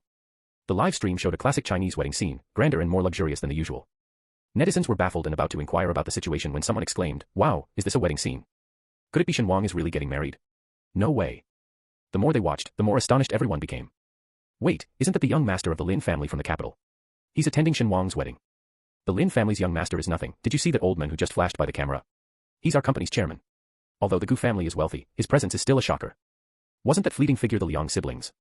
Liang's heir has had connections with Shen Wang, so their attendance isn't surprising, but why are their parents here too? These CEOs are nothing. Let me just say, you are underestimating the guests here. Let's put it this way, I saw people who are usually in the news. As everyone was busy recognizing people, the person streaming moved the phone erratically, making everyone dizzy. Oh my, getting motion sickness from watching a live stream, that's a first. The next second, a stunning beauty in a red traditional wedding dress with long hair appeared on the screen. The person's face was exquisitely beautiful, flawless, with a red mole under the eye adding to their enchanting appearance. Despite this, their expression was cold, their eyes emotionless, subduing all their flamboyance, emanating an aloof aura that kept others at bay. Thanks, bro, Gu Xiaoti's tail seemed to wag again. Hearing this, the netizens were completely dumbfounded. Never would have imagined. Shen Wang is really marrying into a wealthy family. Gu Xiaoti wandered around the wedding, snapping photos here and there without focus, showcasing to the netizens nothing but bouquets worth tens of thousands, wine bottles worth millions, and a line of luxury cars parked at the entrance. The netizens went from initial surprise to gradual numbness. It wasn't until the wedding officially started and Gu Xiaoti finally sat quietly in his seat that everyone perked up, craning their necks to see the stage. On the stage stood two equally handsome and tall men, one with long hair and the other with short, one delicately charming and the other strikingly handsome. Together, they were like the sun and the moon, each splendid in their own right, complementing each other perfectly. The previously icy long-haired beauty now seemed like a different person, with a slight smile on his lips and a gentle look in his eyes, full of tender affection. Are the groom and his twin performing a face-changing act? Gu's father soon took the stage. As the father of Gu Dongting, he looked at the two in front of him, his eyes slightly red, shouting, Xiaoshen, life's journey is long. As parents, we can't be with you every step of the way. In the long journey of life ahead, you will be each other's greatest support. Both of you are outstanding children who make me very proud. I believe you can accompany each other through all difficulties. I only hope that your journey is smooth and your love remains as strong as it started. Upon hearing this, both Shen Wang and Gu Dongting showed unusual expressions. As ordinary people, Gu's father and mother have only 100 years of life. As parents, their greatest concern is the future life of their children. Faced with this heartfelt paternal love, Gu Dongting was also moved. Dad. Gu's father quickly overcame his sadness and smiled again. It's a joyous day, let's not talk about this. I wish you lasting love and a lifetime together. In the live stream, seeing Gu's father, who often appeared on TV, everyone was speechless. Shen Wang, what a great feat, not only did he win over the son of the wealthiest men, but he also gained the approval of his family. Some jealous folks should stop being sour, look at the two of them, aren't they a perfect match? What's the use of being good looking? In such a wealthy and influential family, what matters is the background, otherwise, what good can come from marrying into it? Before the comments could escalate into an argument, Gu Xiaodi, the younger brother and one of the grooms, had already stood up to toast with the other groom, casually placing his phone in his pocket, leaving the camera exposed. The netizens then saw business tycoons surrounding Shen Wang and Gu Dongting, showering them with praises. A perfect match, truly a perfect match. Both Mr. Gu and Mr. Shen are capable individuals. Your union is a strong alliance, couldn't be better. Besides these business magnates, some familiar faces often seen on TV stood up to toast Shen Wang. Thank you, Mr. Shen. We're grateful for Mr. Shen's selfless contributions. When the netizens later saw renowned masters toasting Shen Wang and showing respectful attitudes, they were completely numb. Wait, can someone tell me, wasn't Shen Wang a genuine young master from a bankrupt family? Why is everyone queuing up to toast him? Who knows, maybe he saved the world. Here's a push for my friend's work, if you're interested, to check it out. A charmer as the main attacker, how fragrant, and with Cthulhu, even more enticing. After kicking the evil god, I became even more of a charmer. By Mingyu Kushi. In the 31st century, the Earth's core was occupied by unspeakably evil entities. The Holy Ground Underground Research Institute, as the only officially recognized containment organization, carried out the task of containing dangerous entities. As a newcomer, Li Ran was assigned the exclusive code 003 upon entering the institute, and nobody in the organization accepted him. With his pale complexion and deep-tear troughs, due to his fragile and delicate appearance, he was universally seen as a mere decorative vase. What caused more controversy was the discovery by the archival department of a long history of mental illness in his childhood. But soon, everyone realized that code 003 was like a mascot for them. Li Ran, looking at a monster as tall as a building, spitting out an unknown liquid from its orifice and chattering unintelligibly at him, yawned and sleepily warned, "Don't spit everywhere, have some manners." The monster, as if understanding, awkwardly covered its orifice with what could not be discerned as either hands or feet. The hurriedly arriving execution team leader protected Li Ran behind him, and everyone could see that code 003 was terrified, his eyes reddening. Li Ran was patted on the shoulder, and the organization comforted him. It's been tough, it's all over now, don't be afraid. Li Ran yawned again, his eyes misting. Working late and overtime was indeed exhausting. Later, dangerous entities that were recorded but couldn't be contained would obediently submit in the presence of code 003, baffling everyone. In the ability evaluation, Li Ran was absurdly labeled as using his beauty to his advantage. And no one argued. What Li Ran didn't bother to explain was that since childhood, he could see these terrifying entities. After sharing this with his family for the first time, he was rewarded with several years of psychiatric treatment and never mentioned it again. He also had a childhood friend, his first love, invisible to everyone but him. But once, during a hide-and-seek game played out of sheer boredom, he cheated by opening his eyes and saw his little boyfriend transform into something he didn't want to remember, hiding in a desk crack. Li Ran fell silent. After the breakup, the evil entities of the world gradually began to take shape. As pedestrians screamed and ran away, Li Ran calmly ate skewers at a barbecue stand. A tentacle crawled out of the sewer and wrapped around Li Ran's trouser leg. Fed up, he kicked it away, trying to add to my meal. Huh? The monsters babbled, carrot plus carrot equals. Dollar at $. Sister-in-law is fierce. Finally saw her in person. The boss's lover is so spicy. April 1, 2025, was an unlucky day for Li Ran, who went to the library to research a disappearance case. The man handing him books was graceful. Sir, you seem familiar. Li Ran glanced at him. Oh, you look familiar too, like my deceased ex-boyfriend. Oh Qian. Chapter 180, Extra 3. The wedding of Gu Dongting and Shen Wang trended online for several days. The public went from initial skepticism to utter astonishment, reshaping their worldview. But all doubts seemed to be answered when they saw the way Shen Wang and Gu Dongting looked at each other. Honestly, the way they look at each other makes me believe they're truly in love. Do a loving couple need any other reason to marry? They don't. The final shot of the live broadcast was Shen Wang and Gu Dongting sharing a smile, a moment when even the breeze passing by them seemed gentler. This scene was screen captured by netizens and shared repeatedly, quickly garnering millions of views and hundreds of thousands of likes. The most liked comment was, "A handsome man and a beautiful man, a match made in heaven, beyond the reach of any meddlesome spirits." In City C, Tang's mother hid in a cramped, dilapidated house, watching Shen Wang's grand wedding with clouded eyes. Tang's father was dead, Tang Jiu was missing, and after Tang Jiu's bankruptcy, they were left with a mountain of debt. All their assets were seized. Having lived luxuriously for too long, Tang's mother was unable to repay the debts and had to hide. The contrast between her glamorous past and her current disheveled state was like two different worlds. Tang's mother sometimes felt as if she was living in a dream, but upon waking, she faced an even more desolate reality. Shen Wang. Watching her spirited son on the news, Tang's mother's eyes flickered, then overflowed with tears. If only she hadn't despised Shen Wang back then, if only she had treated him well, perhaps, things wouldn't have come to this. Regrettably, it was all just her fantasy. After crying for a while, Tang's mother hugged her blanket and fell into a deep sleep again. Faced with harsh reality, she preferred to live in her dreams. Aside from Tang's mother, Gu Manling's family also witnessed the wedding. Gu Manling lost her cultivation abilities and barely survived, but her family was expelled from the Gu household. Without the Gu family's protection and financial support from Gu's father, their living standards plummeted. It's all your fault. Why did you have to sever ties with your elder brother? Now look, we have nothing. The miserable life I've led since marrying you. You've enjoyed plenty of good days since marrying me. The Wei family is no match for the Gu family. Now that the Wei family is completely ruined, if you want to go back, then go. No matter how fallen the Wei family is, Wei Jiujiu is still a big star, making some money. And us. You don't work, our daughter doesn't work. Are we supposed to live on air? I say, our daughter is no less beautiful than Wei Jiujiu. If she enters the entertainment industry, she might make a fortune too. Gu Manling lay in bed, listening to her parents' endless quarreling, tears sliding down her cheeks, she regretted it all. Meanwhile, Shen Wang and Gu Dongting, having married, went on a honeymoon trip, enjoying a blissful life full of happiness. They didn't dwell on those who had hurt or betrayed them in the past, choosing instead to cherish the ones they were with. After traveling for several months, they returned to the Gu residence. Following the advice of Gu's parents, they even brought Shen Wang's younger brother and sister to live with them. It wasn't until 3 years later that Shen Wang's health was fully restored. During a meal, Gu's father suddenly spoke up, Shen Wang, shouting, go and do what you truly wish to do. Don't feel obliged to stay here just for us parents. Shen Wang and Gu Dongting were taken aback, exchanging a glance. Gu's mother also said, we know you both have important things to accomplish. Whatever it is, as your parents, we'll always support you. In that moment, Shen Wang and Gu Dongting finally made up their minds. Thus, the metaphysical world welcomed back Shen Wang, the stingy miser who schemes off the top. Shen Wang and Gu Dongting are ascending. They're auctioning the best spots to witness their ascension. People initially thought it was fake news, but after some thought, they found it very much in line with Shen Wang's character. When the truth of the event was confirmed, everyone was astonished. Shi Yan rushed to the Gu residence, confronting Shen Wang, brother Shen, ascension is a legendary affair, too dangerous. Don't take such a risk. But Shen Wang just laughed, if it's possible in legends, why can't I achieve it? Brother Shen. Shi Yan, now the head of a special department, still seemed like that somewhat green minister who needed to follow Shen Wang's lead.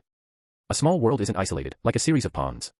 Only those connected to the outside world, like flowing water, can nourish all beings and bring vitality, Shen Wang said with a smile, tossing some fish food into the pond and watching the koi scramble for it. Do you know what we call ponds that don't connect with the greater world? Shi Yan's expression changed slightly. Stagnant water, Shen Wang said, clapping his hands and standing up. Such stagnant water eventually becomes a swamp devoid of life. It was then that Shi Yan understood why Shen Wang and Gu Dongting, despite being the strongest in the metaphysical world and after Gu Yuanjuan's death, still continued their relentless cultivation without pause. But Shi Yan muttered, his emotions indescribable. When battling Gu Yuanjun, it was Shen Wang who went alone. And now, it was still Shen Wang and Gu Dongting. You make all of us cultivators feel like nothing, Shi Yan said, heart heavy with defeat, tears falling as he blinked. Always taking risks on our behalf. Hiss. Shen Wang hadn't expected that after so many years, Shi Yan could still cry. He scratched his head, it's not just for you. Xiaoting and I have reached the limit of our cultivation. No amount of training will make us progress further. We must try our luck in another world. Who says the other world is dangerous? What if Xiaoting and I thrive there, like dragons entering the sea, with all the space and opportunity? Shi Yan wiped his tears fiercely, looking at Shen Wang with a solemn promise, brother Shen, I will cultivate a new generation of practitioners well. Never again will all hopes be placed on one person. Shen Wang patted his shoulder, it's up to you now. Though they talked about auctioning the best viewing spots, only a few truly capable people could witness it, Yun Jiyong, Chou Yin, and a few sect leaders and elders. Everyone returned to the ancient immortal mountain ruins. Despite a fierce battle years ago, the mountain had revived its lush greenery, looking beautiful. Shen Wang silently apologized to the fate-ridden island and took Gu Dongting's hand, shouting, let's go. Behind them, a black dragon carrying a flower and a ghostly doll vanished together on the island. That day, even fishermen on the mainland saw the earth-shaking thunder and massive purple lightning. Observing the sky, a fisherman remarked, the thunder's loud today, probably a storm brewing at sea. Better not to go out. And the thunderstorm lasted for 3 days and nights. Until, suddenly, like its onset, the thunder ceased, as if nothing had happened. Calm seas and skies. 5 years later. The first World Metaphysics Competition, held in Huaxia. A group of dark-skinned African companions walked together, admiring their surroundings. Big brother, is this Master Shen's homeland? It's so prosperous. The leading African man puffed out his chest, yes, it is. Ever since Shen Wang exposed the scandal of the world competition years ago, the event was halted for many editions, until 3 years ago when Huaxia's organizers reached out to restart it. This time, the competition venue wasn't fixed to a single country but was open to all nations to compete for hosting rights. Naturally, the hosting privilege for this inaugural edition fell to Huaxia, the leading nation. This was the reason these foreigners traveled thousands of miles not only to witness the competition but also to visit Master Shen's homeland. I wonder where we can buy Master Shen's formations and talismans, one of them sighed. They had now come to understand the meaning of formations and talismans. Chatting and laughing, they soon arrived at their hotel, right next to a newly established museum. Without resting, they immediately went to visit the museum. Marveling at the various exquisite antiques, everyone was in awe, except for one who complained, aren't these the items stolen from our museum? His comment instantly sparked outrage, these were freshly excavated, okay. Clearly your country is the thief and robber, trying to turn the tables here. If you can't speak respectfully, better not to speak at all. Don't tarnish our national treasures. Amidst the noisy crowd, two exceptionally handsome men stood in a corner, watching everything with raised eyebrows, commenting, "Quite energetic, aren't they?" But with these national treasures back, their spirits are much happier now. The other nodded, indeed. The upcoming world metaphysics competition. The first man, stroking his chin with keen interest, said, "Shao Ting, we've become immortal lords now, yet we don't have any disciples. How about finding one from our homeland? I'll follow your lead. Pass on the Shen jade immortal tome to our disciple, and oh, a jade ring with a mustard seed space inside as their golden finger. Should we send him to the cultivation world? Perhaps he might encounter his own adventures." As they walked away, their striking appearances seemed unnoticed by anyone, and they finally disappeared completely into the crowd. The end. Thank you to all my dear readers for your support. This story, with its detailed outline, is my longest to date. I hope you all enjoyed it, and thank you to everyone who supported the official release. Gratitude, Bao.jpg. There were breaks in between, but many of you stayed with me throughout. I'm extremely grateful for your continued support, which helped me finish and express everything I wanted to. I am truly, truly thankful. Love you all.